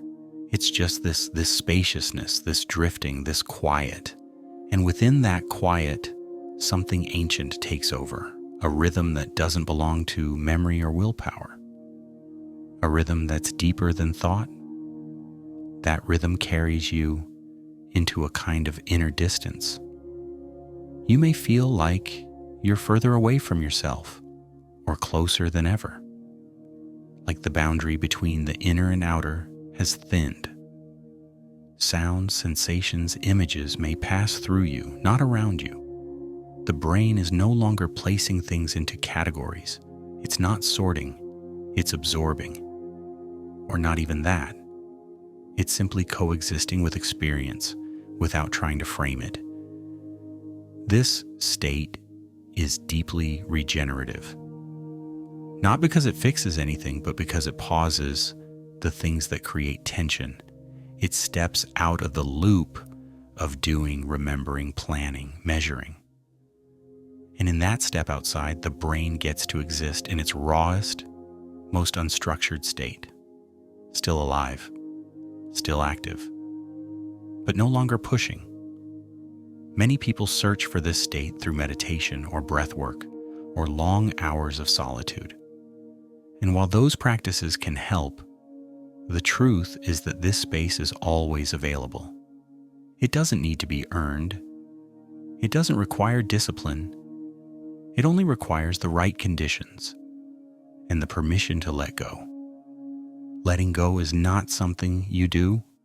It's something you stop doing, you stop holding, you stop pressing, you stop tightening the grip on thought, time, identity, and when the grip is loosened, even slightly, this state begins to appear. Not like a doorway opening, more like a fog lifting or a stillness rising. You may already be far along that path. You may be aware of very little by now. The voice, the words, the sense of place. These may all be dissolving. And if that's the case, there's no need to bring them back. You're still safe, you're still whole. The mind doesn't need boundaries to be complete, it simply needs rest. And that rest doesn't follow rules. And if you're still aware, if you're still with these words, know that nothing is being asked of you. You don't need to follow. You don't need to engage. You can simply lie here, letting the mind drift between presence and absence, between clarity and haze. The transitions don't need to be noticed. They happen on their own. There's something deeply natural about this rhythm. Even infants slip into it. Animals do too. It's not learned. It's built in. The brain was never meant to stay alert at all times. It was always meant to pulse, to flow, to dip and rise. And this now is one of its dipping places. A natural valley in the landscape of awareness. And in that valley, nothing needs to be named. Nothing needs to be understood. You're not trying to make sense of anything. You're not storing information. You're not building a picture. You're simply existing within a field of sound, sensation, and openness. The rest takes care of itself. So let it. Let it continue to carry you. Let the counting mind remain at rest. Let the tracking systems sleep. Let the deeper parts of the mind take their turn. You don't need to know what they're doing. You don't even need to know they're doing anything. The intelligence of the brain doesn't disappear when awareness fades. It just changes form. And if you return to attention briefly, that's fine. That's part of the rhythm, the coming and going, the ebb and flow. It's not failure. It's the breath of rest itself. In, out, in, out. And each time a little softer, a little farther from the world of clocks, a little closer to the part of you that never needed time at all. There's something important in the idea that the brain does not need time to be itself. Most of our waking experience is shaped by structure, by the idea that things happen in order, that they must be remembered, that they must be built into something coherent. But when you remove that structure, what remains isn't disorder. It's quiet. It's not confusion. It's openness. The brain doesn't become less itself when it stops organizing experience into a timeline. It becomes more fluid, more connected to the body, more grounded in sensation than in memory. And in that state, awareness doesn't disappear. It just changes its shape. It spreads out. It becomes less about following and more about feeling, less about understanding and more about allowing. And here, in this space, the allowing is enough. You don't have to do anything with what you hear. You don't have to follow the content. You don't have to collect ideas. The voice can become sound. The sound can become background. And your mind can float freely across the spaces in between, across silence, across breath, across a kind of stillness that has no beginning and no end. This is the place where time loses not just its structure, but its purpose. There's nothing to count down to, nothing to hold up against a schedule, no comparison to make, just the ongoing unfolding of presence. And the more the brain resides in this presence, the more deeply it begins to regulate itself. Not because you've intervened, but because you've stopped interfering. The body follows. Heart rate, breath, muscle tone, all of it drifts toward baseline. Not because of control, but because of release. There's a soft intelligence inside you that knows exactly what to do when the pressure lifts. And it's doing it now, quietly, automatically, because the counting has stopped. Even the systems responsible for orientation, knowing where you are, what time it is, what's happening next, those begin to settle. They're not gone. They're just resting, waiting in the background, ready to re-engage when needed. But for now, they are off duty. And in their place is a wide field of quiet, a field where no action is needed, where nothing is required of you. You may feel a kind of slow disconnection from the edges of experience, not numbness, but diffusion, as if sensations are still present, but they're no longer arranged into a scene. You're not watching the moment, you're in it, and you don't need to know how long you've been here. That information has become irrelevant. What takes its place is not emptiness, but comfort. The comfort of knowing that nothing has to be kept. No data, no order, no memory. Each passing second dissolves behind you. Not because it was forgotten, but because it doesn't need to be held. The mind is no longer curating the experience, it's simply existing within it. And as that continues, your identity, even your sense of self, may begin to loosen. You're not gone. You're just, less defined. You are not the sum of what you've done today or what needs to happen tomorrow. You are not the story. You are not the narrator. You're simply awareness, resting in an unstructured present, breathing, listening, letting go. The longer you stay here, the more natural it feels. You may wonder why you ever needed to hold on so tightly, why time was ever so necessary. Of course, in the world of doing, time has its place, but here, in the world of rest, it becomes irrelevant, and in its absence, the system rebalances.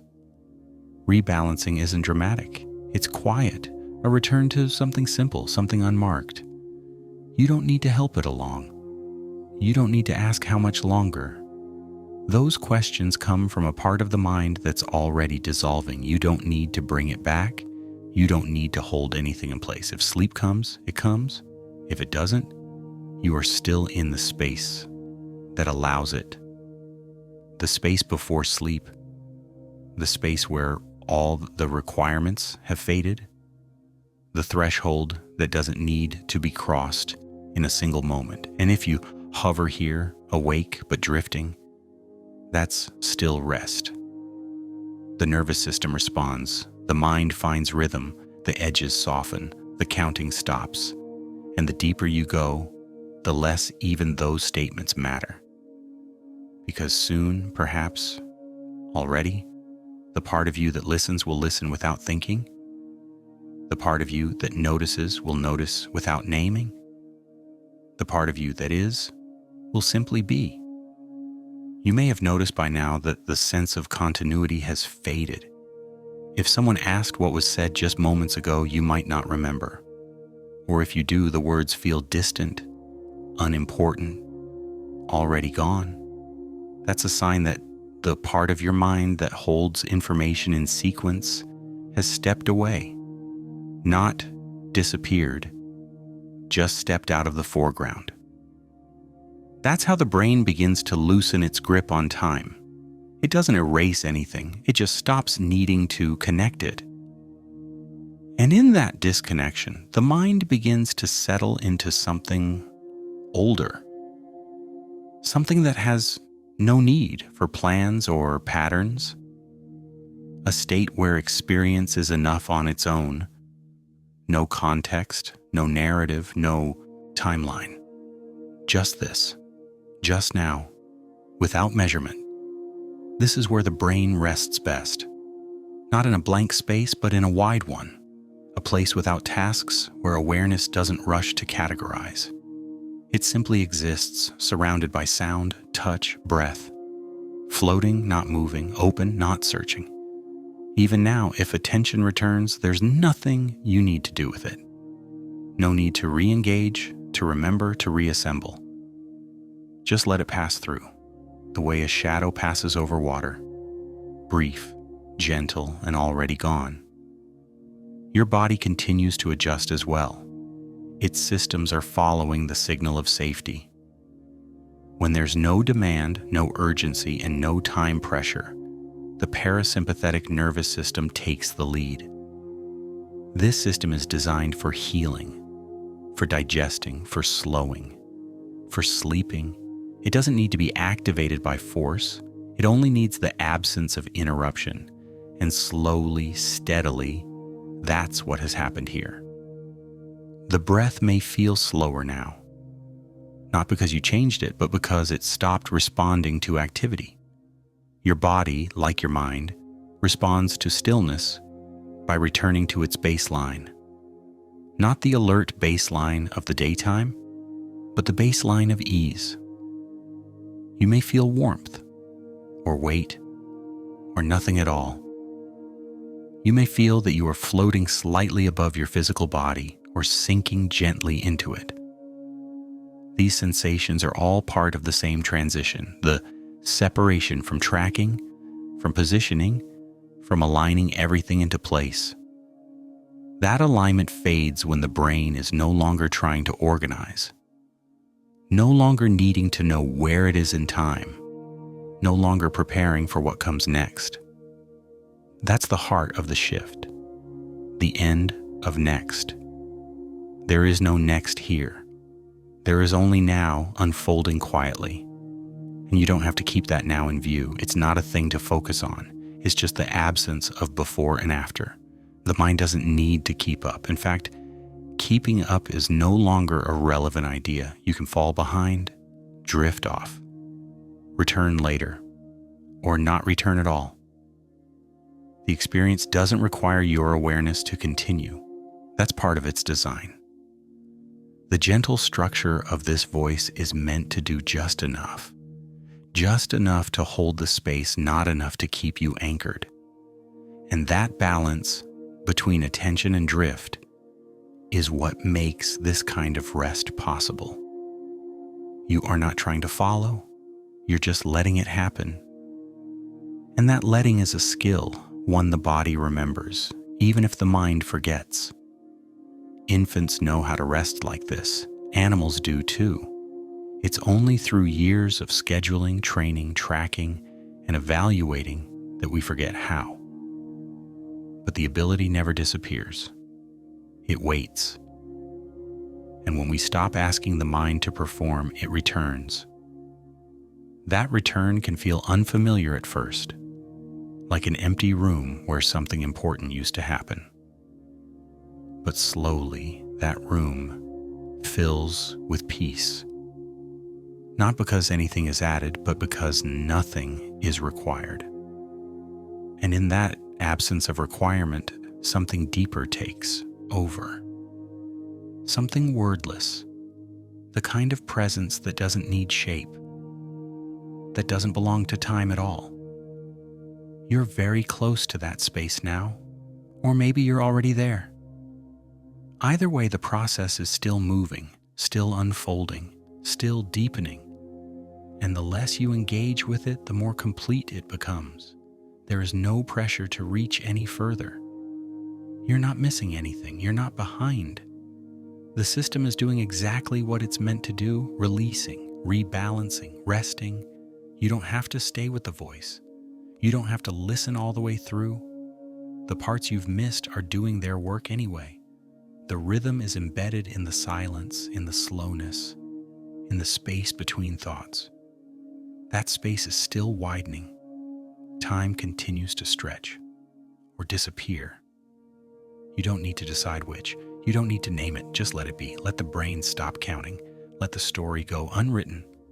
Let yourself fade and fade and fade again. In this kind of stillness, there's nothing to finish, no point to reach, no signal that says you've made it. The process doesn't end with an arrival. It continues by becoming softer, quieter, more subtle. So subtle that even your awareness of it may begin to slip away.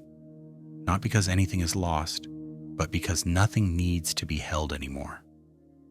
The brain has stopped managing the moment. And now the moment simply is.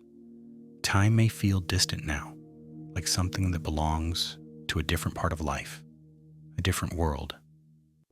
Here the usual boundaries are fading. Awareness is stretched out, like fabric, unrolling without edges. You're not inside the moment, you are the moment. The thought of how long has dissolved, and what replaces it isn't an answer, it's a kind of quiet truth. That there is nothing to wait for, nothing to check, nothing to expect.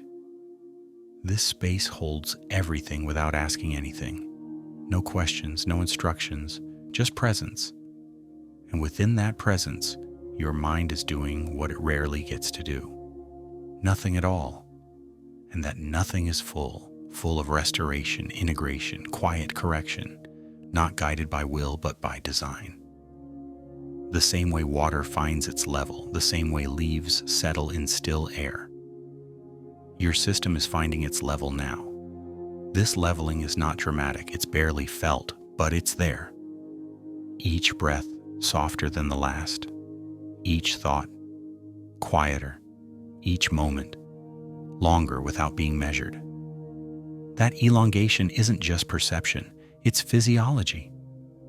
When the mind stops counting, the nervous system shifts into rhythms that are slower than what waking life allows. Rhythms that don't match the ticking of a clock, but the unfolding of rest. And in these rhythms, the deepest parts of the mind begin their work. Not the parts that talk or plan or notice, the older parts. The ones that regulate the balance between waking and sleeping. The ones that decide, without your awareness, whether to stay close to the surface or drift deeper into unconsciousness. Those parts are always listening, but now they're responding. Responding to the absence of structure, to the softness of this space, to the silence between thoughts. If you feel like you've drifted away and returned again, that's part of it. The cycle is natural. In and out, close and far, here and somewhere else. The mind no longer sees a difference because both are safe, both are quiet, both are free of time. And when the distinction between attention and drift disappears, what remains is just being. Not being in a place, or in a moment, or in a role, just being itself. Without a label, without a task, without shape. You don't have to guide this, you don't have to deepen it, you're already in it, you have been for some time now. The awareness of that fact isn't necessary. In fact, it often fades. You may not remember what came before this moment. You may not be sure how long you've been here. These are signs that the brain has released its hold, that the systems responsible for tracking time, identity, and sequence have entered rest mode. And that rest mode is where healing happens. Not dramatic healing, not change, just regulation, just quiet correction. The systems rebalancing themselves without effort, without noise, without your input. The same way the heart beats, the same way the breath returns after a pause. It's built in, it's happening now, and all you need to do is nothing. Stay here or don't. Listen or drift. Think or forget. The process continues regardless, because it no longer depends on awareness, it no longer requires counting. You may feel the world narrowing or widening, time shrinking or disappearing. None of those descriptions are quite right, because language doesn't map onto this space very well. This is not a place that words can shape. It's a place that simply is. And your brain, without needing to understand it, knows exactly what to do here. It lets go. And in that letting go, the sense of you becomes lighter.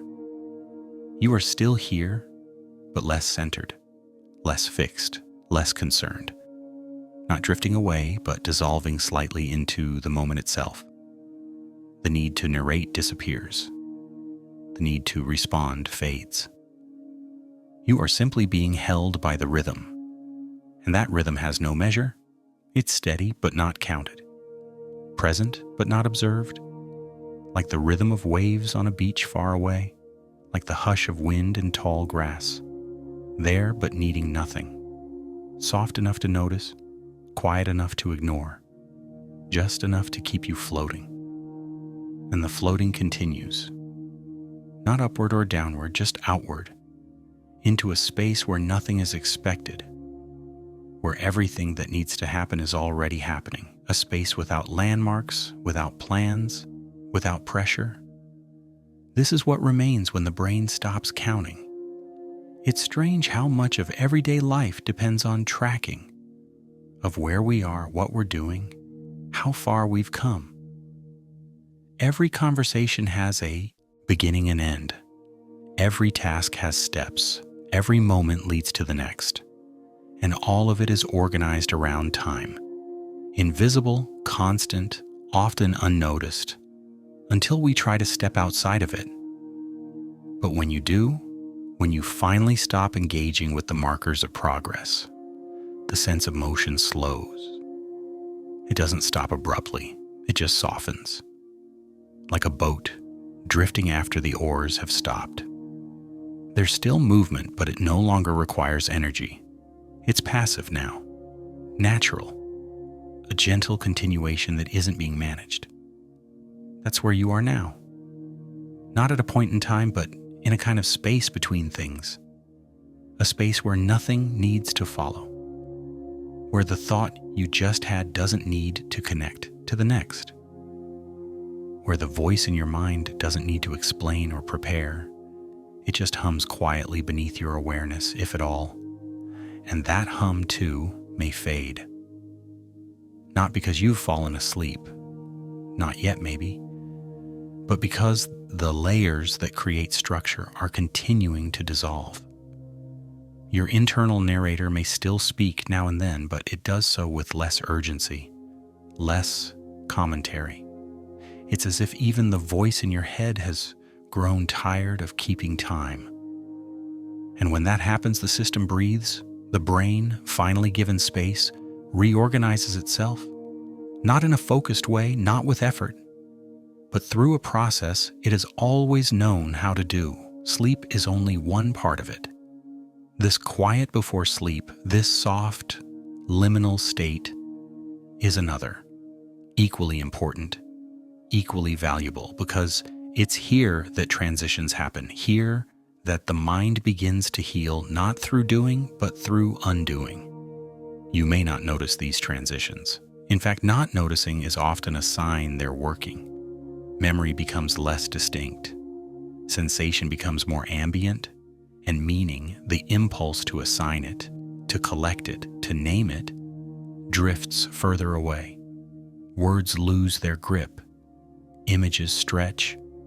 Thought turns to tone, and what's left is a kind of drifting awareness that asks for nothing. Not direction, not answers, not even understanding. It just exists, floating near the surface of consciousness. Neither fully awake nor fully gone. A gentle in-between where nothing needs to be defined. You might remain in this state for some time, or you might slip beyond it. You may come back, then drift again. None of it requires management. None of it needs to be measured. There's no right length, no correct pace. Just a quiet continuation of what has already begun. If your mind rises again, if you feel yourself thinking about something, wondering about sleep, noticing time, that's all right. These things surface gently. They don't disrupt. They simply remind you that the systems you're resting are still nearby, just quieter now. And as soon as you stop feeding them, they quiet again. You don't need to silence them. Just don't hold on. Because holding is a form of counting. It's a way of anchoring the mind to a moment in time. And when you stop holding, the moment becomes fluid again. It doesn't vanish, it simply stops being fixed. You stop being fixed too. Not in space, not in story, not in time. Instead, you return to something older, something deeper, the part of you that's not measured by thought or plan or memory. The part that knows how to exist without managing anything. That's where this script has been guiding you, not towards something, but away from structure, away from pressure, and into the wide field of rest. And maybe by now you've stopped hearing all of this clearly. The voice may be fading, the room may feel distant, even your body may seem like it's receding. These are not signs of failure. They're signs that the system is letting go of the surface, letting go of the clock, letting go of the task. And when that happens, there's nothing left to do, nothing to wait for, nothing to finish. There are places the mind can go that have no landmarks, no sense of direction, no beginning, middle, or end. These are not places in the physical world, but internal spaces, states of consciousness that exist beyond the usual frames. They don't appear often during the day when you're surrounded by reminders of time, but at night, in stillness, in quiet, they begin to open, slowly, without force, almost unnoticed. You may already be in such a space now, a space where the sentence you're hearing feels like it might be the first or the 100th, where the moment you're in feels separate from the rest, not disconnected but unlinked, not disorganized but unmeasured. That's the nature of this experience. It's not building toward anything. It's not trying to complete a cycle. It just continues until you no longer feel the need to track it. And when that need fades, the mind shifts fully. Not into sleep necessarily, but into the absence of effort, a place where even drifting becomes unnecessary. There's nowhere to drift to. You're already where you need to be, not held in place, just floating freely without resistance. In this state, sensations change meaning. The weight of your blanket becomes a signal of safety, not warmth. The stillness in the room becomes an extension of your own stillness.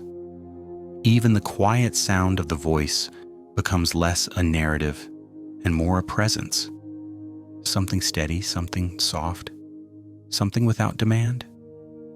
You may feel as though you're wrapped in time rather than moving through it, or that time itself is no longer relevant, that you exist now only as breath and awareness, and even those are fading into the background. These are not metaphors. They are real shifts in how the brain processes reality. When the parts responsible for timekeeping go quiet, everything else does too. And as the silence deepens, the space around you feels larger. Not physically, but internally. The mind, no longer boxed in by chronology, begins to expand. Without memory pressing in, without expectation pulling forward. The present becomes so wide that it no longer has edges. There is no next. There is only this. And this is calm, this is still, this is rest. Whether sleep has come yet or not, you are in the territory of rest. The nervous system is balanced. The breath is easy. The thoughts are thin and slow and quiet. The voice may still be speaking, but the part of you that needed to hear it may already be elsewhere, floating, deepening, releasing. No matter what part of you remains aware, the process continues. You are no longer doing, you are no longer measuring.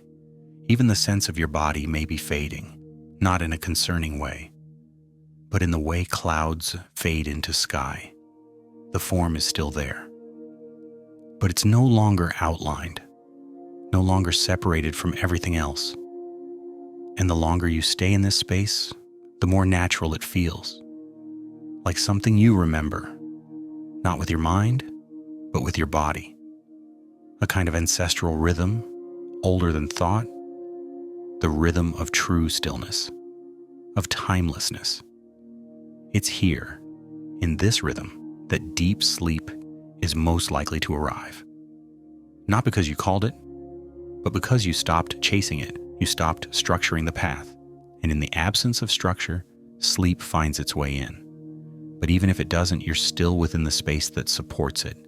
A space that doesn't ask how long, that doesn't ask how far, that doesn't ask anything at all, only that you remain as you are, still, unmeasured and whole. The moments closest to sleep are the hardest to describe, not because they're complex, but because they're too simple, too soft, too quiet. They don't leave behind distinct impressions. They don't hold their shape. They blur before they can be remembered. And that's what makes them so powerful. They are not designed to be held. They are designed to let go. By now, your mind may be hovering just above that threshold, or perhaps already beneath it. Perhaps listening has become more like dreaming, where words flow in and out without needing to be understood, where sound becomes shape, where meaning becomes tone, where awareness becomes presence. And presence in this state is not about knowing, and it's not about being alert. It's not even about feeling. It's simply about existing, without form, without name, without story. Just existence itself, surrounded by a wide and timeless quiet. That quiet continues, even if you stop noticing it, even if you drift, come back, drift again, even if you hear only fragments. The quiet doesn't go away. It's not dependent on attention. It simply holds everything softly, without asking for anything in return. This is the environment of true rest. No structure, no sequence, no measurement, just softness, just stillness, just the gentle rhythm of something deeper than time. Sleep may already be close, or it may be weaving in and out, gently testing whether you're ready.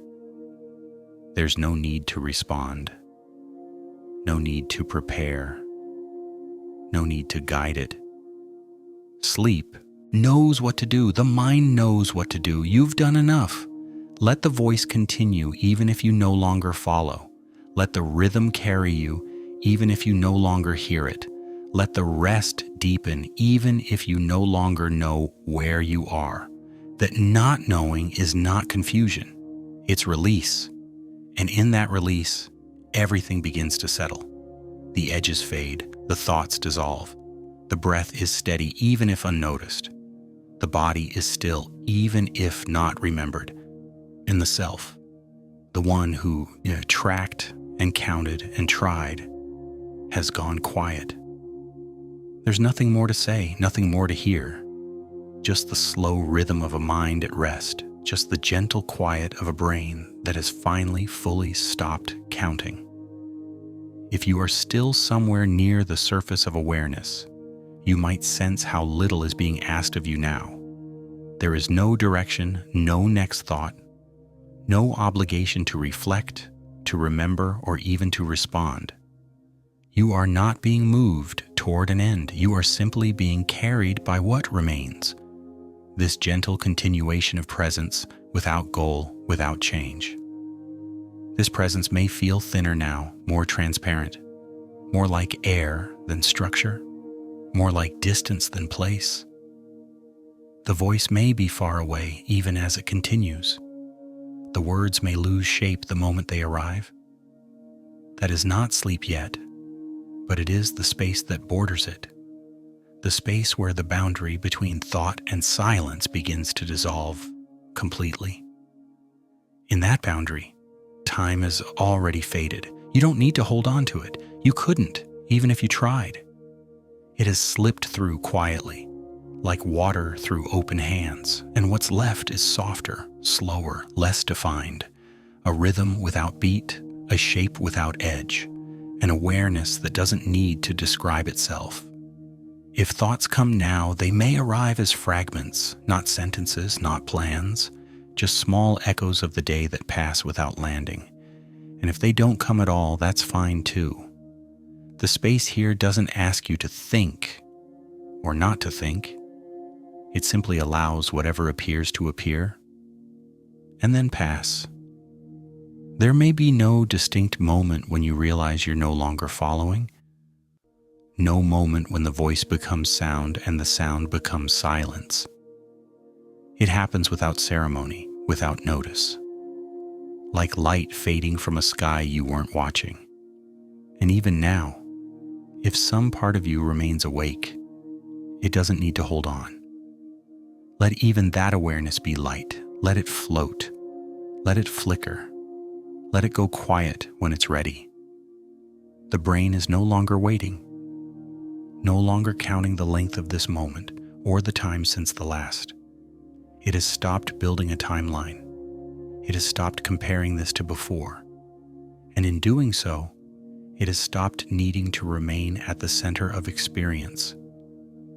What remains now is just space, stillness, perhaps sleep, perhaps the edge of it, perhaps the rhythm that always comes just before. There is a state that exists just before sleep, where nothing is fixed.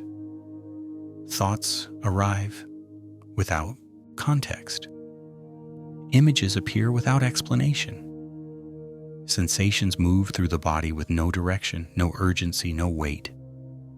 It is the softest threshold the mind can know, the place where structure gives way to rhythm, where the boundaries of time, memory, and identity all begin to dissolve. You're likely close to that place now, or perhaps you're already there. There's no way to tell and no need to know. Knowing would only bring you back. Awareness here does not look like attention. It's lighter, dimmer, like candlelight under fog, still flickering but no longer illuminating, no longer directing, just present gently in the background. The voice may still be audible, but not in the usual way, not as words or meaning or explanation. It has become part of the texture of the space you're in. It does not lead, it does not follow, it simply continues. A presence in the dark, not asking to be heard. The breath continues too, but not with your attention. It has returned to its own pace, untethered from the mind's ideas about it. In, out, shallow, deep. It doesn't matter. The body knows what to do when there is nothing left to measure, nothing left to count. And you too are moving that way now, not toward an end, but into the absence of needing one. Time has already slipped away, and with it, the last sense of effort. You're no longer trying to rest, you're simply resting. Even if you are still partially aware of it, the trying is gone. The mind has stopped pushing. You might drift into sleep from here, or you might remain in the suspended state a little while longer. Either is fine. Both are part of the same process, a process that requires no interference, no guidance, just space, just time, uncounted, unmeasured, undisturbed. And now, we are ready to close this long drift together. The words will fall silent soon. There is no final image, no final idea, just the same quiet rhythm that has carried you here, slowly softening now, ready to fade. Good night. Sleep well.